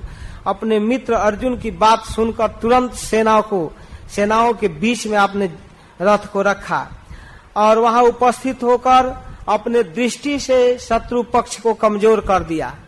देखकर आयु छीन लिया, उस पार्थ सखा में मेरी मति हो। आप केवल उपस्थित होकर अर्जुन का विजय दिलाने की इच्छा से जो ही महाभारत में उपस्थित हुए, कुरुक्षेत्र में सारा शक्ति समाप्त, कोई किसी में कुछ रहा नहीं। लेकिन जिस समय अर्जुन को अज्ञान छा गया कि हमारे हैं, इनसे कैसे युद्ध करें, उस युद्ध भूमि में आपने गीता का उपदेश किया और अपने सखा को गीता का उपदेश कराकर कुमति रूप अविद्या को नष्ट करके और फिर युद्ध के लिए तैयार कर दिया। ऐसे गीता वक्ता के चरणों में मेरी रति हो। फिर कहते हैं कि मैं अपनी प्रतिज्ञा को पूरा करने के लिए स्वनिगम पहाय मत प्रतिज्ञा, आपने अपनी प्रतिज्ञा को छोड़ दिया। आप भी प्रतिज्ञा किए थे कि महाभारत युद्ध में हथियार नहीं उठाऊंगा, लेकिन जब मैंने प्रतिज्ञा कर लिया कि आज अर्जुन मेरे हाथ से मारा जाएगा, नहीं तो कृष्ण को हथियार उठाना पड़ेगा, दो में एक होगा। अगर ये दोनों नहीं कर सका तो संतनु सुत नहीं कहाऊंगा, ये मेरी प्रतिज्ञा। इस तरह से ऊंची प्रतिज्ञा कर लिया, तो आपने अपनी प्रतिज्ञा का कोई केयर नहीं किया। समस्या दोनों में है। अगर अर्जुन की रक्षा नहीं करते तो भक्त वत्सल भगवान नहीं, उनकी रक्षा करना है, भक्त की रक्षा, और मेरी प्रतिज्ञा की रक्षा भी करनी है क्योंकि मैं भी भक्त हूँ। अर्जुन के शरीर की रक्षा करना है और मेरी प्रतिज्ञा की रक्षा करनी है। इसलिए आपने युद्ध भूमि में गिरे हुए रथ के चक्के को उठाकर मेरे तरफ आ गए और मैंने जब आपको हथियार उठाया हुआ देखा, अभिसार की तरह इंतजार करता था, आइए आइए, बस द्वारिकानाथ आपका इंतजार है। तो इस प्रकार मैंने आपका अभिसार किया, आपने मुझको स्वीकार किया मेरी प्रतिज्ञा को। तो जिस तरह से उस समय रथ से आप नीचे कूदे थे, रथ से नीचे कूदे मेरे लिए, जैसे सिंह हाथी को मारने के लिए टूटता है, वैसे आप मुझको मारने के लिए टूटे। तो उस समय सारी पृथ्वी हिल गई थी जब आपके कूदने से, एकदम क्रोध में कूदे, दुपाटा गिर पड़ा, पीताम्बर गिर पड़ा, पृथ्वी कांप गई। अर्जुन दौड़ करके कृष्ण को पकड़ लिए, नहीं नहीं कृष्ण आप अब ऐसा मत कीजिए, लेकिन मुझ अतताई को मारने के लिए आप दौड़े, मेरी प्रतिज्ञा पूरा किए। और जब मैं कहा हाँ हाँ आइए द्वारिकानाथ, बस मेरी प्रतिज्ञा पूरी हुई। भीष्म पितामह की प्रशंसा करते हुए भगवान कहते हैं कि मेरे कौन बाप एक है, आप तो संतनु के पुत्र हैं, मेरे अनेक बाप हैं, कोई वसुदेव नंदन, कोई नंद नंदन कहता है। तो एक बाप वाला की रक्षा होनी चाहिए, मेरे कोई अपनी बाप की चिंता नहीं है। तो इस तरह से मेरी रक्षा किए हे मुकुंद, हे कृष्ण। शीत विषिक हतो विशीर्ण दंश, मैंने छत परिप्लुप्त आतताइनों में अपने को बड़ा दैन्य में कह रहे हैं कि मैं नीच, अपने बाणों से आपके कवच को तोड़ डाला था, आपके छाती से खून निकल रहा था, लहूलुहान हो गया था शरीर। अर्जुन के रोकने पर भी बलपूर्वक मुझको मारने के लिए आप आ रहे थे। वास्तव में ये अनुग्रह, भक्त वत्सलता, यह आपकी अद्भुत है। हे कृष्ण, आप ही मुकुंद हैं, आप ही मेरे जीवन के अंतिम गति हैं, आप में मेरी मति रखें। आप अर्जुन के रथ को कुटुंब की तरह रक्षा किए। कुटुंब कहते हैं कुत्सित कर्म करके भी जिनकी रक्षा की जाए, उसको कुटुंब कहते हैं। तो अर्जुन के लिए आपने क्या नहीं किया, क्या धर्म, क्या अधर्म, क्या कपट, क्या सब कुछ किए। आप इस तरह से अपने भक्त की रक्षा करते हैं, आप में हमारी मति लगे। बहुत सुंदर स्तुति किए हैं। आपकी गति, विलास, सुंदर हंसी, आपका निरीक्षण, देखना, लीला, स्वभाव, इस प्रकार जो आप अपने रूप माधुरी से, लीला माधुरी से सबको अपने बस में करते हैं।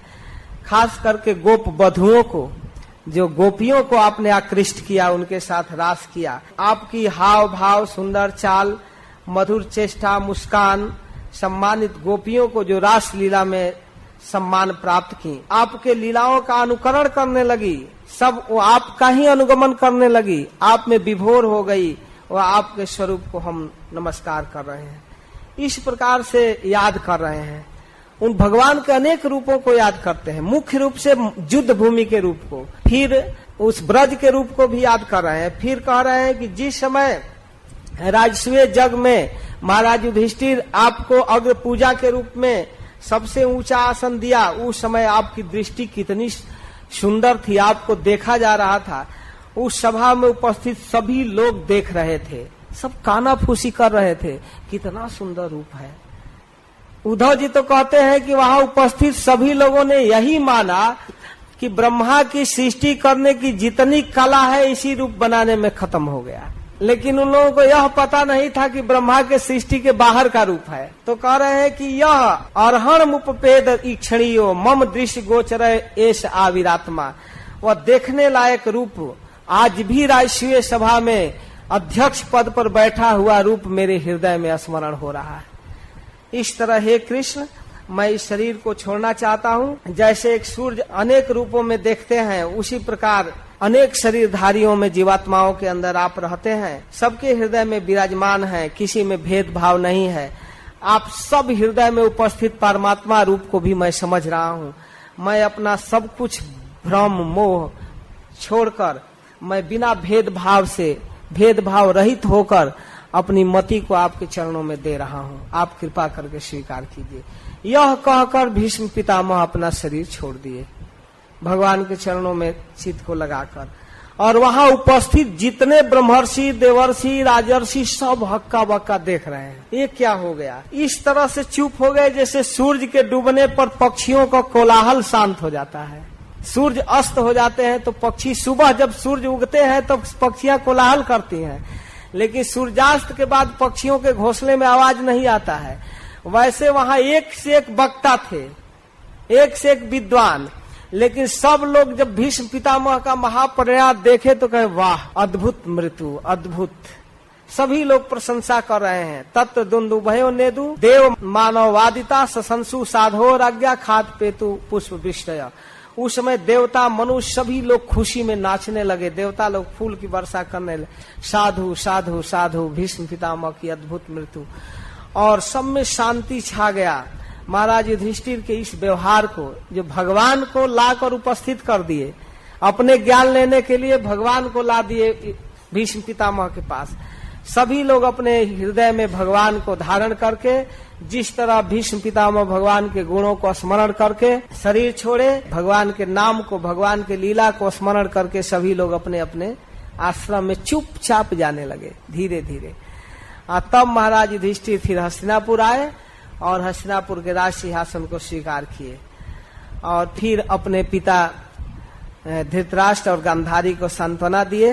अपने भाइयों के द्वारा और भगवान कृष्ण के द्वारा अनुमोदित राज्य को प्राप्त करके महाराज युधिष्ठिर शासन करने लगे। इसके बाद भगवान फिर द्वारिका जाने के लिए तैयार है। तो 10वें अध्याय में जब भगवान द्वारिका जाने के लिए तैयार हो गए तो अब आज तो विदाई देना पड़ेगा। भगवान भी कहने लगे कि भैया हम भी गृहस्थ हैं, एक स्त्री वाला घर नहीं छोड़ना चाहता, हमारे तो 16,108 स्त्रियां हैं और इतने लंबा चौड़ा परिवार 5-5 महीना रिश्तेदारी में रहा जाता है। ठीक है, अब जाना चाहिए। तो सब लोग बड़ी खुशी से विदा करने लगे। सूत गोस्वामी कह रहे हैं कि सत्संगान मुक्त दुसंगो नातुम होत सहते बुधा कीर्तमानम जसो जस्य सक्रीदाकर्ण रोचनम। अगर सत्संग के प्रभाव से एक बार भगवान कृष्ण की लीला माधुरी, रूप माधुरी, गुण माधुरी जिसके कान में गिर गया, वो भगवान को छोड़ना नहीं चाहता, रोज उनके गुणों को सुनता है, सुनना चाहता है। सत्संग के द्वारा जिनके चित्त में भगवान आ गए हैं, वह भगवान के मधुर मनोहर सुजस को एक बार सुनकर बार बार सुनना चाहता है, छोड़ने की कल्पना नहीं करता है। वही भगवान जिन पांडवों के साथ बैठे हैं, खाए हैं, सोए हैं, बातचीत किए हैं, जिनका दर्शन, जिनका स्पर्श, जिनसे संलाप, बातचीत करने का अवसर मिला है, उन पांडवों को कृष्ण को के साथ छोड़ने में क्या बीतता होगा, अब आप कल्पना कीजिए। केवल कथा सुनने वाले भागवत नहीं छोड़ना चाहते, रोज सुनते हैं, रोज सुनना चाहते, कृष्ण को छोड़ नहीं पाते हैं कथा सुनकर। और जिनसे इतना स्निग्ध संबंध हो गया है, वे कैसे कृष्ण को छोड़ सकते हैं? बहुत कठिन काम हो गया पांडवों के लिए। स्त्रियों के आंख में आंसू है, रोना चाहती हैं, आंसू बरबस गिर रहा है, लेकिन कृष्ण की विदाई हो रही है। अब विदाई के समय आंसू देखना अपशकुन है, इसलिए जबरदस्ती से उस आंसू को भीतर दबा रही हैं, अपशकुन न हो जाए, कठिनाई से रोक रही हैं। मृदंग बज रहा है, शंख बज रहा है, बीणा, प्रणव, गोमुखा, सारे पंडित स्वस्ति वाचन कर रहे हैं। बहुत सुंदर विदाई, कृष्ण जा रहे हैं। उद्धव और अर्जुन चामर डुला रहे हैं, छत्र लिए हुए हैं, सात्विकी साथ चल रहे हैं। बहुत सुंदर सीन है। उद्धव सात्विकी शैव व्यजने परमाद्भुते, उद्धव और सात्विकी व्यजन लिए हैं और बहुत सुंदर पुष्प की वर्षा हो रही है, ऊपर से, छत से भी, रोड पर भी। और इस तरह से सभी लोग चल रहे हैं, अर्जुन साथ में चल रहे हैं, खूब सुंदर छत्र धारण करके भगवान के साथ चल रहे हैं। बहुत सुंदर दृश्य है। द्वारिका भगवान जा रहे हैं हस्तिनापुर से। ठीक उसी समय जब भगवान जा रहे हैं, कुरुकुल की स्त्रियां जो घर से बाहर नहीं निकलती थी, बधुएं, अपने छत पर से कृष्ण को देख रही हैं। रोड पर नहीं आ सकती हैं, लोक लाज है, लेकिन आपस में बैठ करके कृष्ण के विषय में बातचीत कर रही हैं। सूत गोस्वामी कहते हैं कि ऐसी सुंदर बात कर रही हैं कृष्ण के विषय में। कौरवेन्द्र पुरस्त्रीणाम सर्वश्रुति मनोहर, उस कुरुकुल के स्त्रियों का बातचीत सर्वश्रुति मनोहर। सर्वश्रुति मनोहर का मतलब सबके कानों को अपने तरफ बरबस खींच रहा था, अथवा सारे श्रुतियों के चित्त को अपने तरफ खींच रहा था। वो वेदों के सार बोल रही थी। तो बोल क्या रही हैं कि सवई किलायम पुरुषः पुरातनो, अरे सखी, यह वही पुरुष है जो सृष्टि के प्रारंभ में केवल यही एक था और कोई नहीं था। अग्रे गुणेभ्यो जगदात्मनीश्वरे निमीलितात्मा निशिसुप्त शक्तिषु, जब सारी शक्तियां सुप्त हो जाती हैं, सृष्टि पोस्टपोन्ड हो जाती है, एकदम शांत, तो उस समय यही एक पुरुष रहता है जो आज इस तरह से द्वारिका जा रहा है। और यही अपनी शक्ति से, तो फिर सृष्टि कैसे होती है? तो पोस्टपोन्ड हो जाता है। तो कहते हैं कि उस समय फिर अपने ही शक्ति से अपने आप को अलग करते हैं और फिर अपने अंशभूता जीवों को, जो तटस्था है, उसको और अपनी बहिरंगा माया प्रकृति पर दृष्टिपात करते हैं। और तब यह प्रकृति फिर सृष्टि प्रारंभ करती है। प्रधान रूप में जो शांत रहती है वही प्रकृति फिर चालू होती है और फिर विविध नाम और रूप वाली हो जाती है।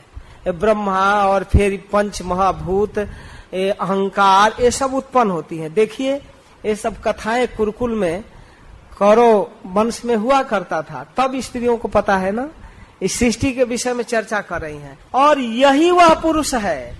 सवई अयम सख्यु गीत सतकथो वेदेश गुह्येषु च गुह्यवाद भी, जिनकी कथा वेदों के ऋचाओं में गुह्य रूप से लिखा गया है, वही पुरुष है जिसको बड़े बड़े विद्वान लोग वेदों में वर्णन करते हैं, रहस्यवादी ऋषि लोग जिनको गाते हैं। और वही इस जगत के सृष्टि, पालन और संहार करता है, फिर भी उसमें फंसता नहीं है।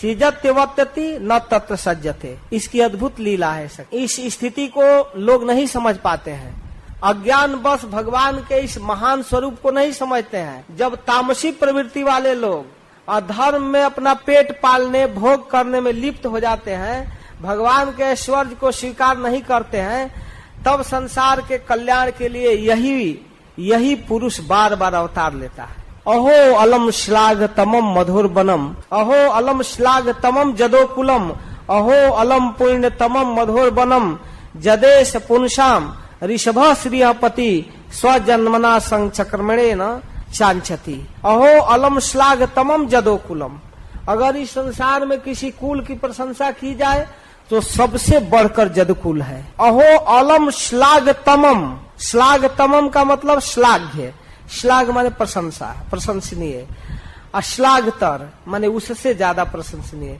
श्लाघतम माने सबसे ज्यादा प्रशंसनीय, गुड बेटर बेस्ट, अश्लाघतमम माने द बेस्ट, सबसे ज्यादा प्रशंसनीय है जदुकुल। और फिर अलम, अहो अलम, अलम माने पर्याप्तम, सबसे ज्यादा प्रशंसनीय है जदुकुल। क्यों? पीछे कारण बताएंगे। और फिर कह रही है अहो अलम पुण्य तमम मधुर बनम, और मधुबन जो है वो सबसे पुण्यतम है। पुण्यतमम, पुण्य, पुण्यतर, पुण्यतम, पुण्यतमम, पवित्र, पवित्रतर, पवित्रतम, सबसे ज्यादा पवित्र स्थान है मधुबन ब्रजमंडल। क्या हो गया? किस कारण से इतना पवित्र हो गया? किस कारण से जदकुल इतना प्रशंसनीय हो गया? तो कहते हैं कि जद एस पुंसा ऋषभ, यह ऋषभ श्रेष्ठ पुरुष, श्रियपति लक्ष्मी के पति, यह पुरुष परम पुरुष स्वजन्मना अपना जन्म लेकर जदकुल के जस को बढ़ा दिया, प्रशंसा को बढ़ा दिया, और चंक्रमणे न चांचती, और पैदल चल चल कर बिना चप्पल जूता के घूम घूम कर ब्रजमंडल की पवित्रता को बढ़ा दिया। जिनके चरण के एक बार के धोवन गंगा आज तक सारे जगत को पवित्र कर रही, तीनों लोग को पवित्र कर रही है। एक बार ब्रह्मा जी धो लिए और वह कमंडल का जल अनवरत पवित्र कर रहा है, इतनी शक्ति गंगा में है। और वही चरण बिना जूता चप्पल के ब्रज में घूम घूम कर कणकण में जो चक्रमण किया है, चला है, उसके चलने से ब्रजमंडल पवित्र हो गया है। चलने से इतना चले हैं, कोई जगह बाकी नहीं है, खूब चले हैं, पैदल गाय चराए हैं, बिना चप्पल जूता के चले हैं। और यही नहीं, एक साल तो अनेक गोप रूप के में बनकर चले हैं, एक नहीं जितने गोप सखा थे उतने गोप सखा बनकर चले हैं, और जितने बछड़े थे 4-4 पैर बनाकर उतना बछड़ा बनकर चले हैं, बहुत ज्यादा ब्रज में चले हैं। और इस तरह से चल चल कर ब्रज के कण-कण को पवित्रतम बना दिए हैं। यही पुरुष, वही पुरुष है जो ब्रज को इतना महान बनाया है। अहो बत स्व जसस तिरस करी, आज जानती हो सखी, स्वर्ग को तरस आ रही है, स्वर्ग आज अपना मुंह छिपा रहा है। क्यों? कुशस्थली पुण्य जसस करी भुआ, इस पृथ्वी पर द्वारिका है, और जिस पृथ्वी पर द्वारिका है उस पृथ्वी का जस स्वर्ग से बढ़ गया है। स्वर्ग में रहने वाले देवता लोग भगवान का रोज दर्शन नहीं करते, लेकिन पश्यन्ति नित्यम यदनुग्रहेशितम स्मितावलोकम स्वपतिस्मयत प्रजा, लेकिन द्वारिका में रहने वाली प्रजा प्रतिदिन इस भुवन सुंदर को देखती है। तो द्वारिकावासी स्वर्ग में रहने वाले देवताओं से बढ़कर हैं। देवताओं को यह रूप रोज देखने को नहीं मिलता है, लेकिन द्वारिका वासियों को प्रतिदिन मिलता है। स्मिता वह लोग मुस्कुराता हुआ उनका सुंदर चेहरा, श्री कृष्ण के सुंदर स्वरूप को देखती है द्वारिका की प्रजा। इसलिए द्वारिका का यह सौभाग्य होने के कारण द्वारिका जिस पृथ्वी पर है वह पृथ्वी स्वर्ग के जस को फीका कर दिया। पृथ्वी के सौभाग्य के सामने आज स्वर्ग का कोई कीमत नहीं है। और इस तरह से भगवान के गुणों को गा रही हैं, कहती हैं कि वो नूनम व्रत स्नान हुता दिनेश्वरे समर्चितो जस गृहित पाणी भी पिबंती या सख्य धरा मृतम मुहु ब्रजस्त्रिय मुहु यदाशया। द्वारिका की वो रानियां जिन्होंने इनका पानी ग्रहण किया, कितना बड़ा सौभाग्य है। पिबंती या सख्य धरा मृतम मुहु, ये भगवान के अधरामृत का पान करती हैं। जिस अधरामृत को याद करके गोपियों को बार बार मूर्छा आ जाया करता है, गोपियां जिन भगवान के अधरामृत का स्वादन करके स्मरण करके अपने गोपी गीत में बार बार अधरामृत की चर्चा करती हैं, मूर्छित हो जाती हैं, उन अधरामृत को द्वारिका की ये 16,108 पटरानियां पान करती हैं। ये देखिए द्वारिका का भाग्य। या वीर्य शुल्केन हिता स्वयंवरे, अरे उन द्वारिका की रानियों ने स्त्रियों के सौभाग्य को बढ़ा दिया। इस तरह साधारण नहीं वो प्राप्त हुई हैं, उनके लिए वीरता का मूल्य चुकाना पड़ा है कृष्ण को। एक एक रानियों को प्राप्त करने के लिए युद्ध करना पड़ा है। क्या है सौभाग्य उस रुक्मिणी का, जिसके लिए कृष्ण ने युद्ध करके रुक्मिणी को प्राप्त किया। आसानी से गिफ्ट नहीं मिली है। कितना भारी तपस्या की होगी रुक्मिणी, जिसके लिए कृष्ण ने स्वयंवर में युद्ध किया और शिशुपाल जैसे दुष्ट राजाओं को विजय प्राप्त करना पड़ा। प्रद्युम्न सांबा, उसी तरह प्रद्युम्न की माँ और सब प्रद्युम्न साम्य आदि की माँ सत्यभामा आदि सबके लिए लड़ाई करना पड़ा। सत्यभामा भी आसानी से नहीं मिली, जाकर युद्ध करना पड़ा। युद्ध करके जब लाए सत्राजित को उपस्थित किए, मणि तब इनाम में दिया अपनी बेटी को। और फिर भौमासुर का वध करके 16,100 रानियों को प्राप्त किए। सबके साथ लड़ाई करना पड़ा, इतनी कठिनाई से प्राप्त किया। क्या सौभाग्य है वास्तव में। एता परम स्थितम अपास्त पेशलम निरस्त शौचम बत साधु कुर्बते। उन द्वारिका के स्त्रियों ने स्त्रियों के सारे अशौच को, सारे अपवित्रता को, सारे उसके अपकृति को उज्जवल कर दिया। कृष्ण को अपना पति बना ली तो उनके स्त्रीत्वम अपास्त पेशलम, स्त्रियों के साथ जो एक कलंक है कि स्त्रियां अशुद्ध रहती हैं, कम बुद्धि वाली हैं, क्या क्या निंदा किया गया है उन सभी। और फिर पवित्रता से रहित स्त्री को अपवित्र माना जाता है, लेकिन इससे ये स्त्री जीवन को पवित्र और उज्जवल बना दिया। जिसको परम पुरुष भगवान स्वीकार कर लिए उसमें क्या पवित्रता है। और एक नहीं 16,108 स्त्रियों ने इस पवित्रता का ध्वज फहराया। हमारे स्त्री समाज के जस को बढ़ा दिया है द्वारिका की रानियों ने। कितना गौरवान्वित होकर कुरुकुल की स्त्रियां प्रशंसा कर रही हैं। और इस प्रकार द्वारिका में रहने वाले सभी प्रजा एक से एक महान हैं जो कृष्ण को प्राप्त किए हैं। इस तरह से इस पुष्कर लोचन कमल नयन भगवान का दर्शन करते हैं। इस प्रकार स्त्रियां कृष्ण की प्रशंसा कर रही हैं और भगवान चलते चलते उनके तरफ देखते हैं। वो अद्भुत भगवान का सीन है। चलते चलते एवं विधा गदंती नाम स गिरा पुरजोषिताम, उन स्त्रियों की आवाज श्रुतियों के चित्त को खींच रहा था, सुनने वालों को चित्त को खींच रहा था और कृष्ण के चित्त को भी खींच रहा था। इसलिए भगवान उन पुरजोषिताम के तरफ निरीक्षण अभिनंदन सस्मिते न येऊ हरि, मुस्कुराते हुए उनके तरफ देखे और उनके द्वारा जो वर्णन है उसको एक्सेप्ट करते हुए, स्वीकार करते हुए, आश्वासन देते हुए भगवान चले गए। और स्नेह में महाराज युधिष्ठिर चतुरंगणी सेना भेजे कि कहीं रास्ते में कृष्ण के साथ कोई दुश्मनों का चढ़ाई न हो जाए। स्नेह की अधिकता से कृष्ण को जरूरत नहीं था। भगवान धीरे धीरे जा रहे हैं। कुरुजांगल, पंचाल, सुरसेन प्रदेश को घूमते हुए ब्रह्मावर्त, कुरुक्षेत्र सब क्षेत्र को जाते हुए राजस्थान के मरुस्थल को पार करते हुए द्वारिका में पहुंचते हैं। और जा करके शाम के समय जहां रुकने का समय हुआ, संध्या वंदन किए और इसके बाद भगवान द्वारिका में जाकर अपना पांचजन्य शंख आने की सूचना दिए। इस तरह से 10वां अध्याय पूरा हुआ। इसके बाद 11 अध्याय में वर्णन है कि वहां द्वारिका के लोग जब भगवान के शंख को सुने तो बहुत प्रसन्न हुए। प्रसन्न होकर वे दौड़ते हुए कृष्ण के अगवानी के लिए आए। आकर भगवान के सामने तरह तरह से जथाजोग, जिस तरह से जैसा कृष्ण का स्वागत करना चाहिए वैसे आकर कृष्ण को स्वागत किए। आत्मा रामम पूर्ण कामम निज लाभे न नित्यदा, भगवान अपने आप में रमण करते हैं, उनको कोई बाहरी वस्तु की जरूरत नहीं। सर्वदा अपने आप में रमण करने वाले, फिर भी जैसे लोग बड़े आदर से भगवान सूर्य को दीप दान करते हैं, सूर्य को दिया दिखाने की क्या जरूरत है, खुद प्रकाश पुंज है, लेकिन उसी दिया से सूर्य की पूजा होती है। उसी प्रकार भगवान को कुछ चाहिए नहीं, फिर भी द्वारिकावासी भेंट अर्पित कर रहे हैं। सब लोग प्रसन्न मन से कृष्ण का स्वागत करते हैं। सबके सुहृद कृष्ण हैं। सब अपने जैसे बालक अपने माता पिता से तोतली भाषा में बात करता है, वैसे द्वारिका की प्रजा उनके चरणों में प्रार्थना कर रहे हैं। प्रार्थना कर रहे हैं, स्वागतम स्वागतम, आइए प्रभु, हम सनात हुए आपको देखकर। इस तरह से द्वारिका की प्रजा स्वागत करने लगी। भगवान किसी को प्रणाम करते हैं, अपने बड़ों को पैर छूकर, किसी से छाती से मिलते हैं और किसी का प्रणाम स्वीकार करते हैं। बड़े हैं तो छोटों का प्रणाम स्वीकार करते हैं, किसी से मुस्कुराकर बात करते हैं। इस तरह से भगवान सबको आनंदित करते हुए द्वारिकापुरी में प्रवेश करते हैं। द्वारिकापुरी बड़ा ही सुंदर भगवान की राजधानी है।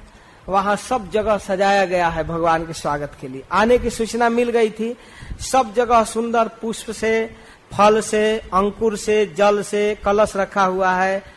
केला के पत्ते सजाए गए हैं। सब जगह पूर्ण पानी से भरा हुआ कलश रखा हुआ है। सबको भगवान देखते जा रहे हैं। सब सारे दरवाजे को सजाया गया है। सब जगह सुंदर हाथियों को सजा कर रखा गया है।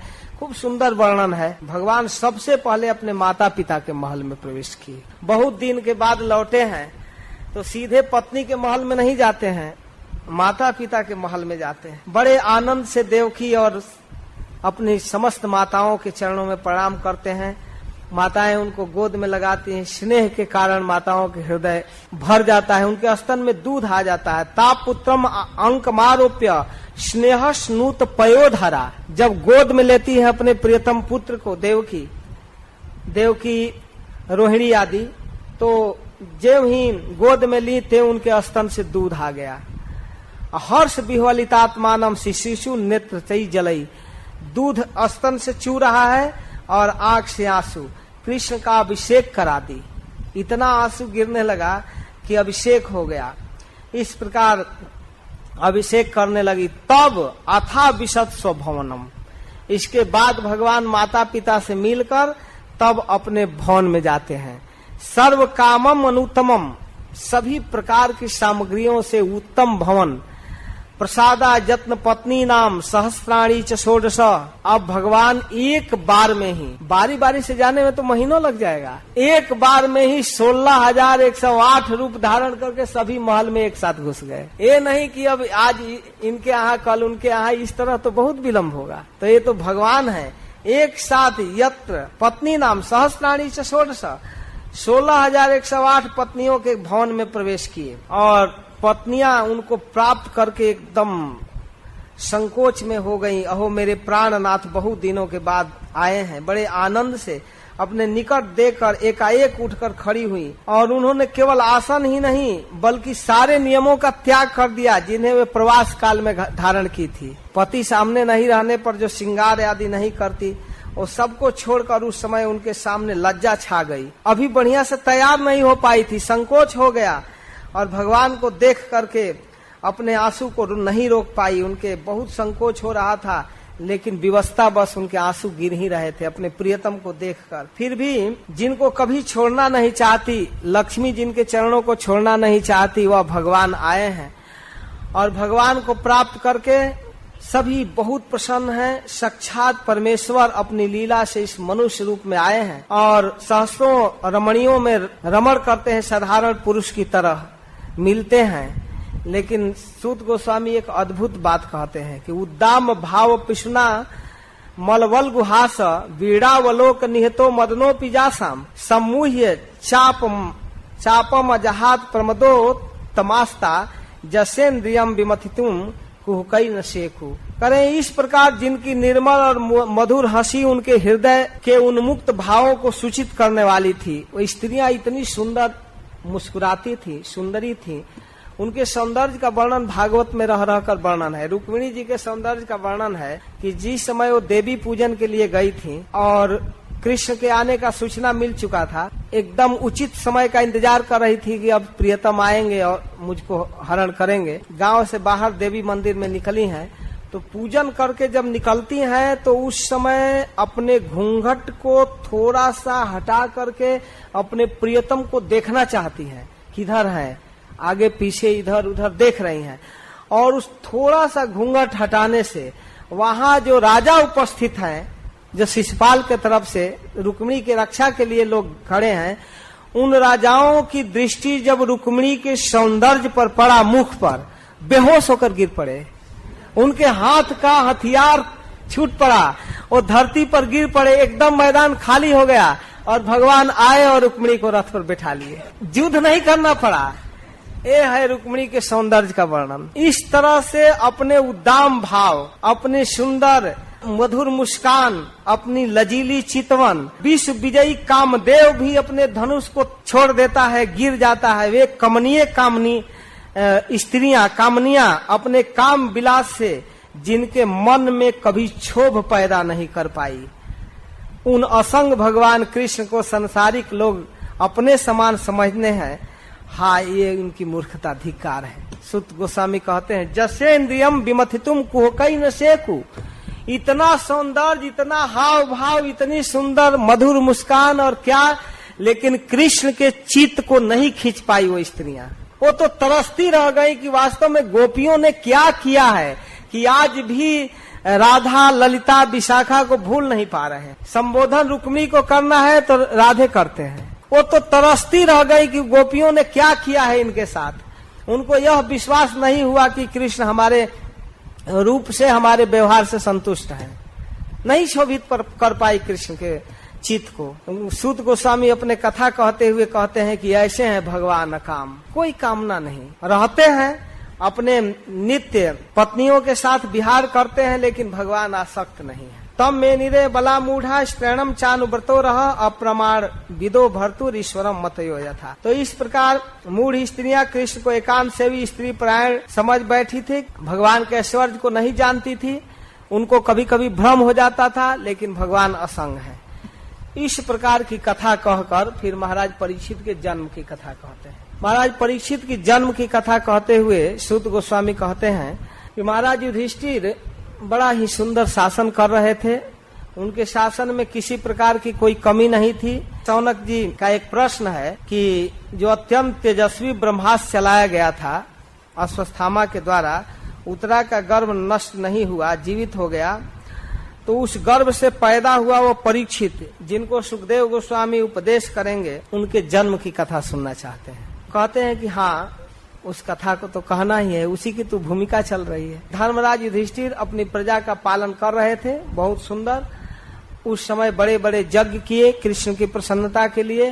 धन संपत्ति, राज वैभव, स्त्री और भाई, ये सब महाराज युधिष्ठिर के चित्त को नहीं खींच पा रहा था, क्योंकि इनका चित्त कृष्ण में लगा हुआ था। और इसी क्रम में आगे वर्णन कर रहे हैं कि वह बालक जो अपने माँ के गर्भ में कृष्ण का दर्शन किया था, वह शिशु परीक्षित जो भगवान के द्वारा सुरक्षित रहा, वह अनुकूल ग्रह नक्षत्र उपस्थित होने पर अपने माँ के गर्भ से जब जन्म लिया तो अत्यंत सुंदर पांडु महाराज के समान तेज था, चमकता हुआ बालक। उस समय उनके तेजस्वी तेज को देखकर कई लोगों ने यह भ्रम कर लिया कि साक्षात पांडु महाराज ही जन्म ले लिए। पांडु महाराज शरीर में बड़ा सुंदर थे। अपने पौत्र के जन्म पर महाराज युधिष्ठिर बहुत दान किए, बड़ी खुशी मनाए। महर्षि धौम्य, कृपाचार्य आदि ब्राह्मणों से स्वस्ति वाचन और जात कर्म संस्कार कराए, बहुत दान दिए। जात कर्म के समय, जिस समय अभी बच्चे का नाल छेदन नहीं होता है, उसी समय जन्म लेते ही दान किया जाता है बच्चे के हित के लिए। उस समय उन्होंने स्वर्ण, गाय, पृथ्वी, हाथी, घोड़ा सब दान किए, विविध प्रकार से बहुत बड़ा दान किए। ब्राह्मण लोग संतुष्ट हो गए, सभी वर्ग के लोगों को दान किए, खासकर ब्राह्मणों को। इसके बाद ब्राह्मण लोग संतुष्ट होकर महाराज युधिष्ठिर को बहुत आशीर्वाद भी दिए और कहे कि हे पुरवन शिरोमणि, आपका बालक इस कुरुकुल के जस को बढ़ाने वाला है। कुरुकुल मिटने वाला था, ये अंतिम बीज के रूप में है। भगवान ने इसकी रक्षा की है, विष्णु ने इस बालक की रक्षा की है, इसलिए इस बालक का नाम रहेगा विष्णुरात। कृष्ण रक्षा किए तो विष्णुरात क्यों? कृष्ण का नाम ही विष्णु है, विष्णु हरि है।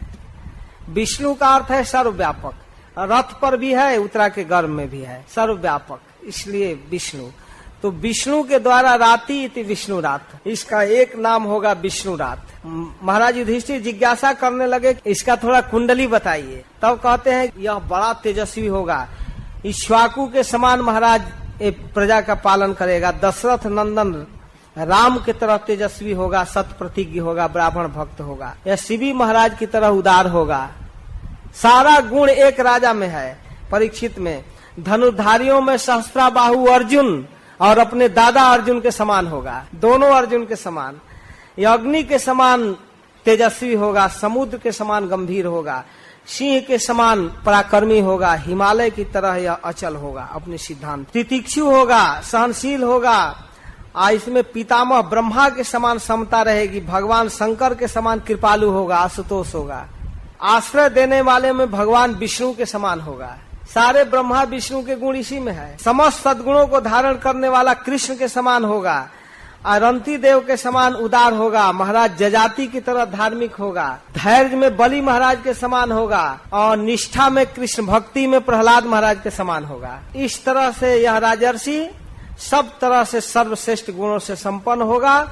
यह धर्म की मर्यादा की रक्षा करेगा, कलयुग का दमन करेगा, लेकिन अपने जीवन के अंत में एक ब्राह्मण कुमार के श्राप से ग्रसित हो जाएगा और इसको तक्षक डसेगा और तक्षक के डसने से महाराज युधिष्ठिर का होश उड़ गया। एक क्या सुना दिए, एक ब्राह्मण का श्राप और वो भी तक्षक सांप डसेगा। तो कहते हैं नहीं महाराज, आपको ऐसा शोक नहीं करना है, ब्राह्मण का श्राप तो लगेगा लेकिन व्यास नंदन सुखदेव गोस्वामी के मुख से श्रीमद् भागवत सुनेगा और गंगा के तट पर भागवत श्रवण करके शरीर त्याग करेगा, भागवत के ज्ञान से समन्वित होकर शरीर त्यागेगा, तक्षक तो उसके मृत शरीर को केवल जलाएगा, यह भगवत धाम प्राप्त करेगा। तो इस तरह से महाराज युधिष्ठिर खुश हो गए। अच्छा, तो उनका तो होश उड़ गया कि ब्राह्मण का कौन अपराध कर दिया कि श्राप मिल गया। ऋषियों के इस प्रकार की बात सुनकर महाराज बहुत संतुष्ट हुए, संतुष्टि से दान दिए। बाद में ब्राह्मणों ने देखा कि यह बालक बड़ा ध्यान से सबके तरफ देखता है, वह उस व्यक्ति को खोज रहा है जो माता के गर्भ में आकर रक्षा किया था, वो कहाँ है, उसको ढूंढ रहा है। तो बालक अपने जीवन में कृष्ण को देखा, गर्भ में जिसे देखा था वो सामने भी देखा, परीक्षित के जीवन में कृष्ण थे तो कृष्ण को देखा, तो बड़ी परीक्षा की दृष्टि से देखता था वह पुरुष कहाँ है, परीक्षित। परीक्षा की दृष्टि से देखने के कारण ब्राह्मणों ने एक दूसरा नाम रखा परीक्षित। यह परीक्षा कर रहा है, देखना चाहता है किसी को, तो इसलिए एक नाम विष्णुराज तो दूसरा नाम परीक्षित। इस तरह से फेमस हुआ। इस तरह की कथाएं हैं। फिर 13वें अध्याय में सूत गोस्वामी अचानक विदुर जी की कथा करते हैं। 35 वर्षों तक भारतवर्ष के भ्रमण करने के बाद महाभारत का युद्ध समाप्त हुआ, महाराज युधिष्ठिर राजा हुए, भगवान कृष्ण भी अपने लोक को चले गए। इसके बाद विदुर जी बड़ी संतप्त भाव में आए ब्रजमंडल का दर्शन करने और वहां उद्धव जी से भेंट हुआ। उद्धव जी से पता चला कि भगवान चले गए, भागवत जीवन के अंत में सुनाए हैं, भागवत की कथा सुनने की लालसा व्यक्त किए। उद्धव जी ने उनको संकेत किया कि आप मैत्रेय मुनि के पास जाइए। फिर हरिद्वार में जाकर मैत्रेय मुनि से कथा सुने। 3रा स्कंद और 4था स्कंद। जब प्राचीन बरही जैसे कर्म जड़ की पुरंजनोपाख्यान की कथा सुने और सुन लिए कि कर्म जड़ प्राचीन बरही का भी उद्धार हो गया नारद जी के कृपा से, तब इनके मन में आया कि मेरा वह कर्म जड़ भाई अंधा धृतराष्ट्र हस्तिनापुर में भी पड़ा हुआ है। 100 बेटे मारे गए लेकिन अब तक वो घर में जीवित है। तो इसलिए 35 वर्षों के बाद विदुर जी घर पर आए हैं। विदुर तीर्थ यात्रा मैत्र्यात् मनोगतिम गत्वा गाद हस्तिनपुरम तया आप्त विवित्सित। जब वो हस्तिनापुर में आए तो उनको देखकर महाराज युधिष्ठिर बड़ा खुश हुए, वाह चाचा जी आ गए। लेकिन चाचा जी रहने के लिए नहीं आए हैं। अवसर पा करके एक दिन अपने भाई धृतराष्ट्र के पास पहुंचे और पहुंच करके लगे समझाने, भैया हद हो गया, पितृ भ्रातृ सुहित पुत्रा हतास्ते विगतम वय आत्मा च जराग्रस्त पर गेहम उपासते। भाई मारे गए, पांडु महाराज मरे, पिता की मृत्यु हुई, भाई की मृत्यु हुई, सुहृद मारे गए, 100 बेटे मारे गए, शरीर जर्जर हो गया, फिर भी घर में रहना चाहते हैं, वो भी अपना घर नहीं है। अब पर गेहम उपासते, किसका घर है? अब युधिष्ठिर का घर है, भीमसेन का घर है। जिस भीमसेन ने आपके एक एक नहीं 100 बेटों को गिन गिन कर मारा है, आज 13, आज 7, आज 9, इस तरह से गिन गिन कर मारा है 100 पुत्रों को, उसी भीम के द्वारा दिए गए रोटी को खा रहे हैं। हाय हाय, लज्जा नहीं लग रही है? अहो महियसी जंतु जीवतासा जया भवान भीमा पवर्जितम पिंडम आदते गृहपालवत। हद हो गया, कुत्ते की तरह जीवन जी रहे हैं। ये जीने की जो आशा है वो हद हो गया। भीमा पवर्जितम पिंडम आदते गृहपालवत, गृहपालवत कुत्ते को जैसे एक डंडा मार दीजिए और फिर बुलाकर रोटी दे दीजिए, खा लेगा। जिन हाथों से आपके पुत्रों को दुर्योधन बेटा को मारा है, जिनके लिए आप बड़ी भारी मनोकामना लेकर आप इतना महान अधर्म में लगे हुए थे, उस दुर्योधन को जिन हाथों से भीमसेन ने मारा है गदा से, उन्हीं हाथों से रोटी दे रहा है ना, वही भीमसेन सेवा में लगा है। महाराज युधिष्ठिर भीमसेन को सेवा में लगाए थे और भीमसेन उनको रोटी खिलाते, स्नान कराते, चरण दबाते, सब करते। तो भीमसेन पर व्यंग बोल रहे हैं कि हद हो गया, भीम के द्वारा दिए हुए भोजन खा रहे हैं, हद हो गया। जिनको आप लक्षा भवन में जलाने की प्लान किए, जिनकी पत्नी को दूषित करने की योजना बनाई गई और जिनको विष दिया गया, जिन भीमसेन को, जिनके धन को जबरदस्ती छीनकर आप अपने बेटों को रखे थे, इतनी बेईमानी जिनके साथ, उनके कमाई को खाना चाहते हैं। हद हो गया भाई साहब, हद हो गया। छोड़िए घर, कोई बात नहीं, अभी कुछ नहीं बिगड़ा है। जो व्यक्ति अज्ञान में जीवन बिता लेता है उसकी तो बात कुछ नहीं, चलिए मूर्खता में बीत गया, लेकिन अब से भी होश में आइए। अगर होश में होकर व्यक्ति अपने घर को छोड़कर भगवान की भक्ति करता है, वो उदार है और वही नरोत्तम है। यह स्वकात परतो बेह जात निर्वेद आत्मवान। अगर किसी भी समय वैराग्य हो जाए और हरि को हृदय में रहकर घर छोड़ दिया जाए, वह व्यक्ति श्रेष्ठ मनुष्य है। चलिए अभी भी कुछ नहीं बिगड़ा है। चलिए, इतना भारी गंभीर प्रीचिंग किए कि एकदम हृदय में लग गया। जिस प्रीचिंग को एक बार अक्रूर जी कर रहे थे तो धृतराष्ट्र कह रहा था, हे अक्रूर जी, आपका ज्ञान मेरे शरीर पर वैसे टकरा रहा है जैसे आकाश की बिजली वैदुर्य मणि पर पड़े, चमके चक दे चमकता है लेकिन रुकता कितना देर है। लाइट तो बहुत तेज होता है आकाश की बिजली का, लेकिन स्फटिक मणि पर यदि पड़े तो मणि तो ऐसे चमकता है, अब फिर ऊपर से बिजली का प्रकाश तो बहुत ज्यादा प्रकाश होता है लेकिन ठहरता नहीं है। सौदा मणि जथा, उसी प्रकार आपका ज्ञान टीक नहीं रहा है मेरे हृदय में। आज विदुर जी का ज्ञान टीक गया और कहे चलो भैया जो कहो वही करूंगा, तो बस तुरंत निकलिए। रात में ही निकल गए, रात में निकल गए। उधर युधिष्ठिर महाराज सोए थे, उनका सेक्रेटरी भी सोया था संजय, और सीधे निकल गए। पीछे से गंधारी भी और द्वारपालों ने उनको जगह दे दिया, जाने दीजिए, चले गए। महाराज युधिष्ठिर जगने के बाद सुबह सुबह आते हैं धृतराष्ट्र को, गंधारी को प्रणाम करने रूटीन के अनुसार आए तो है ही नहीं, न पिताजी है न माताजी है। क्या हो गया? ओहो क्या हुआ? पुत्र शोक से पीड़ित दुखिता माता गंधारी, मेरे परम हितैषी विदुर जी कहाँ चले गए? धृतराष्ट्र कहाँ चले गए? उनको तो नेत्र भी नहीं है, कहाँ रहेंगे? हे संजय क्या हुआ क्या हुआ, आप क्या करें? संजय तो कह रहे हैं कि ये दोनों मुझे ठग लिए, मैं तो समझा ही नहीं वे कहाँ गए, उनके संकल्प का योजना ही मुझे पता नहीं था। हे महाबाहो मैं क्या करूं? इस प्रकार संजय अब रो रहे हैं, कुछ पता ही नहीं चल रहा है। महाराज युधिष्ठिर भी रो रहे हैं, पता कर रहे हैं, देखो देखो सीआईडी विभाग, कहीं कुछ पता नहीं चल रहा। तब तक नारद जी आ गए तुम्बरु के साथ। तुम्बरु एक गंधर्व है, बीड़ा बजाते हुए नारद आ गए। तो नारद के चरणों में प्रणाम करके महाराज युधिष्ठिर कहते हैं, भगवान आप तो त्रिकालदर्शी हैं, तीनों लोक में भ्रमण करते हैं, कहीं हमारे चाचा जी का पता है, विदुर जी का, धृतराष्ट्र का, माता गंधारी का, कहाँ चले गए हमें छोड़कर? अब इतना रोने लगे, स्वागत करना, नारद जी को प्रणाम करना सब भूल गए युधिष्ठिर महाराज, सीधे देखते ही रोने लगे। तो नारद जी कहते हैं कि तुम ही इस जगत को चलाने वाले हो क्या? तुम ही जगत को चलाने वाले हो? माँ कंचन सुचो राजन यदीश्वर बसम जगत लोका सपालो जस्य में बहंती मलिमिषितु स संयुनक्ति भूतानि स एव वियुनक्ति च। अरे युधिष्ठिर, यह सारा संसार एक ईश्वर के अधीन है, वही इस जगत में लोगों को मिलाता है और हटाता है। जैसे पशु बैल बांध दिए जाते हैं दौरी में, चलते रहते हैं, उस तरह से सारा जगत वेद रूपी रस्सी में मर्यादा में बंधा हुआ है, ब्रह्मा शिव आदि सभी बड़े बड़े देवता। और वही जैसे कठपुतली के खिलौने को वो जो संचालक चलाने वाला है वो मिलाता है, कठपुतली को पता नहीं है कैसे नाच रहे हैं, कैसे मिल रहे हैं, कैसे हट रहे हैं, सूत्रधार जानता है। तो सूत्र तो कृष्ण के हाथ में है। जथय वेक्ष या निर्णाम, उसी प्रकार जिनसे जगत चल रहा है, जो समस्त जगत को चलाने वाला है, सारा संसार काल कर्म गुणाधीनो देहो यम पांच भौतिका, यहाँ रहने वाले लोग किसी दूसरे की रक्षा नहीं करते। जो मृत्यु के गाल में है वो क्या दूसरे की रक्षा करेगा? तुम उनको बचा नहीं पाओगे, मत चिंता करो। फिर भी कुछ सूचना तो कहते हैं कि हाँ, ये विदुर जी की सहायता से ये लोग उत्तर दिशा में गए। हरिद्वार में जहाँ गंगा 7 विभागों में बढ़ती है, सप्तर्षियों के स्थान है, उस सप्तर्षि के स्थान में वे लोग जाकर विदुर जी की प्रेरणा से अपने चित्त को भगवान में एकाग्र करेंगे। भविष्य की कथा वर्तमान जैसे बोल रहे हैं, वे अपने चित्त को एकाग्र कर लिए ऐसे बोल रहे हैं।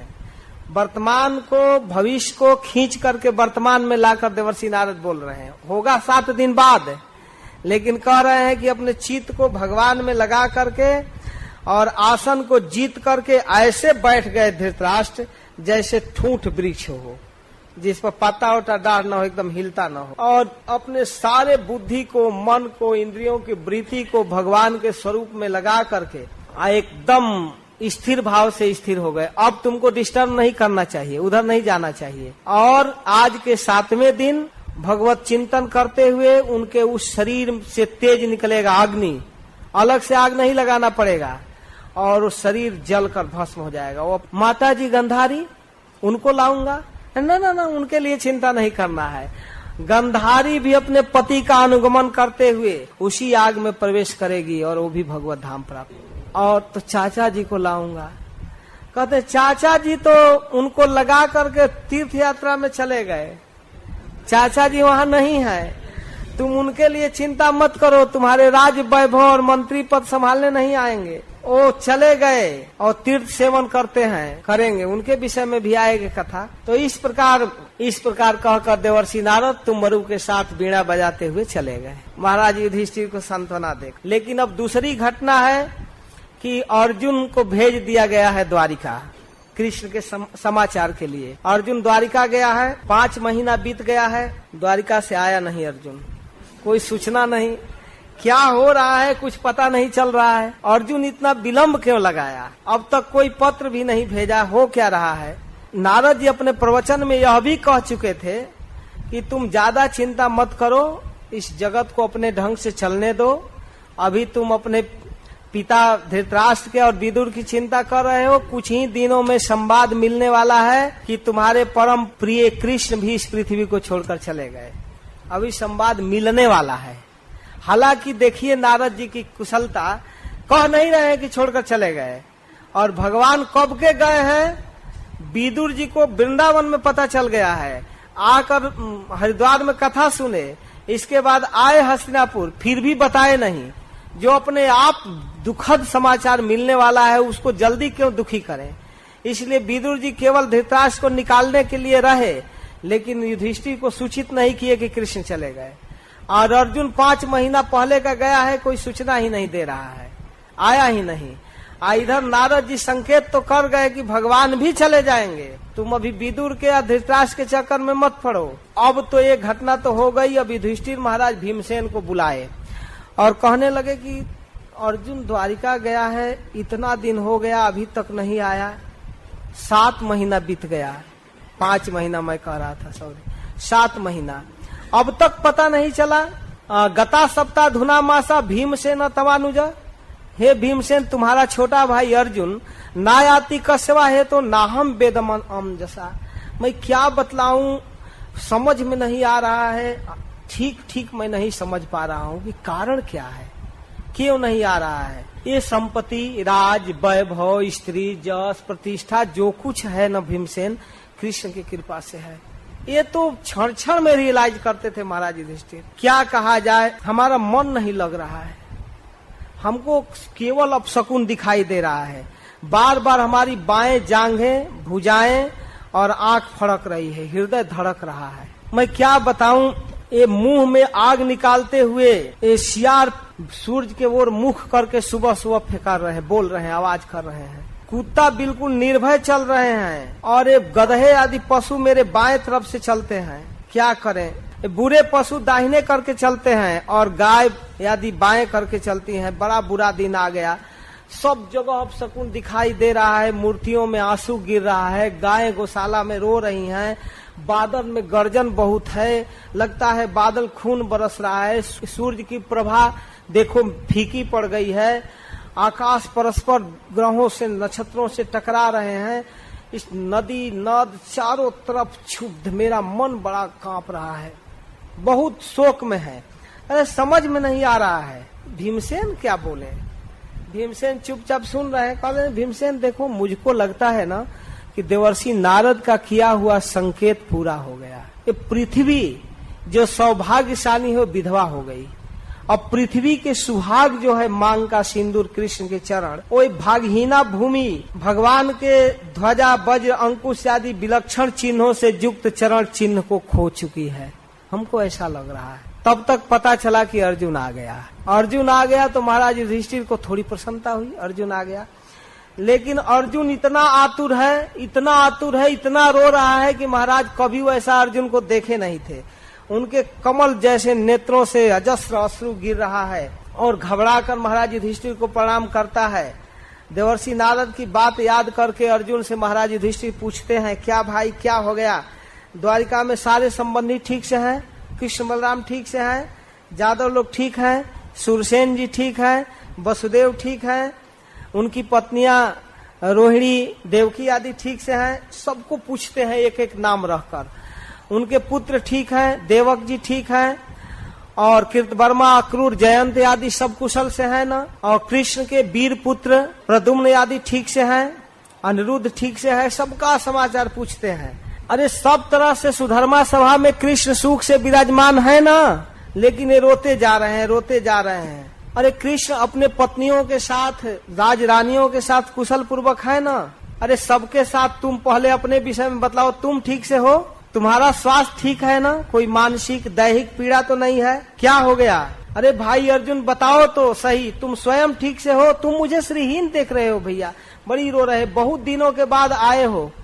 क्या द्वारिका में तुम्हारा कोई अपमान कर दिया, या कहीं तुम्हारे सम्मान में कमी हो गई जिसको याद करके रो रहे हो? किसने अपमान किया है तुम्हारा? कहीं तुम दुर्भाव और अमंगल वचन तो कोई नहीं बोल दिया, कोई गाली दे दिया है क्या छोटा व्यक्ति? अथवा तुम्हारे पास कोई याचक आया, कुछ मांगा और तुम दे नहीं पाया, बाद में पछता रहे हो? तुमने कोई प्रतिज्ञा किया और उसे पूरा नहीं कर पाया, इसके लिए रो रहे हो? तुम्हारे शरण में आए हुए अपने शरणागतों की रक्षा तुमने नहीं कर पाया, या ब्राह्मण की, गाय की और बच्चों की, वृद्धों की, रोगियों की तुमने रक्षा नहीं किया? क्या किया? आखिर श्रीहीन क्यों दिख रहे हो? कहीं तू अगम्या स्त्री के साथ गमन तो नहीं किया है और बाद में मेरे सामने तुमको ग्लानि हो रही है? क्या हो गया है? अरे कहीं अपने से छोटे या बराबरी वालों से युद्ध में हार तो नहीं गए हो? अजय विजेता अर्जुन का जस चला गया, ऐसा तो नहीं हुआ है? कहीं भूख में किसी बूढ़े को और बच्चों को अपमान करके खा लिया? कोई भूखा बच्चा वहीं मांग रहा है, उसको नहीं दिया और बाद में रो रहे हो? कौन सा निंदित कर्म किए हो? बताओ तो सही। हो न हो ये सब कारण नहीं है। बोलता नहीं है इसका मतलब ये कारण नहीं है। क्या तुम अपने परम प्रिय, अभिन्न मित्र, परम सुहृद श्री कृष्ण से रहित हो गए हो? क्या कृष्ण इस पृथ्वी को छोड़कर चले गए? निश्चित रूप से तुम कृष्ण से शून्य हो गए हो। इसके अलावा तुम्हारी मानसिक पीड़ा का और कोई कारण नहीं हो सकता। तब अर्जुन बोलने का कोशिश करते हैं, कहते हैं कि हे महाराज, मेरे भाई, मेरा घनिष्ठ मित्र, मेरा सारथी, जो भी कहिए, वह बंधु हरि मुझको ठग दिया। वो मुझे ठग दिया। जिनके कृपा से मैं इतने देवताओं को भी आश्चर्य में डालने वाला वीरता प्राप्त किया था, वो कृष्ण अब चले गए। जिनके क्षण भर वियोग से अप्रिय हो जाता है, जिनके दर्शन से सारे मंगल छा जाता है, उस कृष्ण से मैं रहित हो गया। अब कृष्ण के गुणों को स्मरण कर रहे हैं, एक एक महाभारत की कथाएं याद कर रहे हैं। जिनके कृपा से मैंने खांडव वन जलाया, एक बार देवराज इंद्र को चुनौती किया, और जिसमें मैं दानव को मैंने प्राप्त किया और मैं दानव ने आपके लिए सभा बनाया है, उसको मैंने अपने अधीन किया। जिनके कृपा से मैंने बहुत सारे युद्ध जीते, महाभारत युद्ध में अनेक दुरंत वीरों को हराया, दुर्वासा के विशाल श्राप से जिन्होंने कृपा करके वनवास के समय उपस्थित होकर जो हमारी रक्षा की, वो कृष्णम नहीं है। बहुत बात कहते हैं। मैं देवताओं की सहायता करने के लिए स्वर्ग में गया था, इंद्र के बराबर आसन पर बैठने का अधिकार मिला। तत्रैव में विहरतो भुजदंड जुग्म, मैं अपने इन दोनों भुजाओं से देवताओं की सहायता किया। वो कृष्ण आज मुझको छोड़कर चले गए, मैं उनके द्वारा ठग लिया गया। विविध प्रकार की याद कर रहे हैं। क्या मैं बताऊं, महाभारत युद्ध में भीष्म, कर्ण, गुरु, द्रोणाचार्य, शल्य, बड़े बड़े राजाओं को जो पराजित किया, आगे चलता था आपकी रथ, जिनके कृपा से मेरा रथ आगे चलता था, वह कृष्ण मुझको छोड़कर चले गए। कृष्ण के गुणों का स्मरण करते हुए कहते हैं कि भैया, जिनके साथ मैंने मजाक किया, व्यंग बोला, हे पार्थ, हे सखे, हे कुरुनंदन, इस तरह से जो मुझको संबोधन करते थे, मित्र कहते थे, पार्थ कहते थे, कुरुनंदन कहते थे, सखा कहते थे, और मैं उनको मजाक में धूर्त, झूठा, क्या क्या नहीं करता था। कितना नरमाणी उदार रुचिरा स्मित शोभितानी, वो सब रूप मुझे व्यथित कर रहा है। बार बार मुझको याद आ रहा है, स्मर्त लुठंती हृदय मम माधवस्य, उस माधव का वह स्वभाव मुझे याद आ रहा है। एक साथ सोना, एक साथ खाना, एक साथ चलना, सब कुछ मुझे याद आ रहा है। लेकिन क्या कहूं, मैं उनसे रहित हो गया। आज वही अर्जुन, वही विश्व प्रसिद्ध गांडीव, मैं भगवान के उन पत्नियों को लेकर आ रहा था। रास्ते में साधारण डंटा लाठी से कोल, भील और गोप मुझे हरा दिए और उनको छीन लिए। कहाँ गया वह अर्जुन का पुरुषार्थ, कहाँ गया वह बल? कुछ नहीं है राजन, सब कुछ कृष्ण में है। कृष्ण के उपस्थिति से सब में बल है, नहीं तो उनके क्षण भर के वियोग से सब कुछ रहित हो गया। इस तरह से कृष्ण के विषय में कहकर कहते हैं घटना क्या हुआ। और आगे कहते हैं कि जादव लोग आपस में बारूणी मदिरा पिए और आपस में युद्ध करके परस्पर चले गए, मार दिए गए। 2-4-5 लोग बचे हुए हैं और भगवान भी हम सबको छोड़कर अपने नित्य धाम को चले गए। मेरे लिए कुछ आदेश पत्र दिए थे, उस आदेश का भी पालन मैं नहीं कर पाया। पत्नियों को लाना था हस्तिनापुर। इस बात को सुनकर महाराज युधिष्ठिर तत्काल मौन हो गए और तुरंत अपना राज मुकुट अपने पौत्र परीक्षित को सौंप करके और महाप्रयाण के लिए, हिमालय के लिए तैयारी कर लिए। तुरंत उसी दिन नहीं, फिर जादवों में बचे हुए वज्रनाभ को महाराज युधिष्ठिर बुलाए और मथुरा मंडल का राज उनको सौंपे। इसके बाद मौन हो गए, बोलते कम थे, चल दिए और उनके साथ उनके मार्ग का अनुगमन किए भीमसेन, अर्जुन, नकुल, सहदेव, ये लोग भी उनके साथ चल दिए। और कुंती महारानी के विषय में सुत गोस्वामी कहते हैं कि कुंती महारानी ज्यों ही संवाद सुनी कि कृष्ण चले गए, त्यों ही पृथ्व्याप्यनुसुत धनंजयोदितम नासम जदूनाम भगवत गतिम चताम एकांत भक्त्या भगवत अधोक्षजे निवेशितात्मो परराम संसिते। वे इस कथा को सुन करके तत्काल चित्त को कृष्ण में लगाई और शरीर छोड़। कुंती महारानी नहीं सह पाई। सुत गोस्वामी कहते हैं कि जैसे जंगल में कांट गड़ जाए पैर में, तो दूसरा कांटा तोड़कर उस कांटे को निकालते हैं, और जब पैर के कांटा निकल जाता है तो पैर का कांटा और निकालने वाले दोनों को फेंक देते हैं। वैसे भगवान ने जादवों की सहायता से पृथ्वी में बड़े हुए दुष्टों का विनाश किए और फिर जब काम हो गया तो उनको भी हटा दिए, अपने धाम में भेज दिए। तो इस प्रकार अपने पौत्र परीक्षित को राज देकर, जो गुण में हूबहू युधिष्ठिर के समान था, उस बालक को राज दिए और बड़ा निश्चिंत भाव से जा रहे हैं। राज संभालने की टेंशन नहीं है महाराज युधिष्ठिर को, और पीछे पीछे भाई लोग चले गए। महारानी द्रौपदी भी उनका अनुगमन की और इस प्रकार महाराज युधिष्ठिर महाप्रयाण किए। द्रौपदी च तदाज्ञाय पतिनाम अनपेक्षिताम वासुदेवे भगवती हेकांतम मतिरापतम। तो द्रौपदी अनन्य भाव से कृष्ण में अपना चित्त लगाकर कृष्ण को प्राप्त कर गई। और उसी क्रम में विदुर की कथा भी कह देते हैं सुत गोस्वामी कि विदुरोपि परित्यज प्रभासे देहमात्मवान। विदुर जी भी भगवान का स्मरण करते हुए अंत में प्रभास क्षेत्र में गए। कृष्णा वैसे न तत्चित पितृभि स्वच्छयम जयु, और प्रभास क्षेत्र में जाकर उन्होंने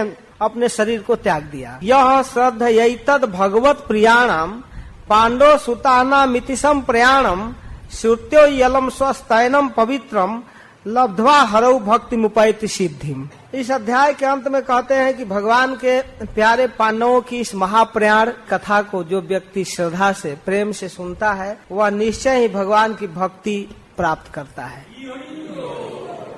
हरे कृष्ण।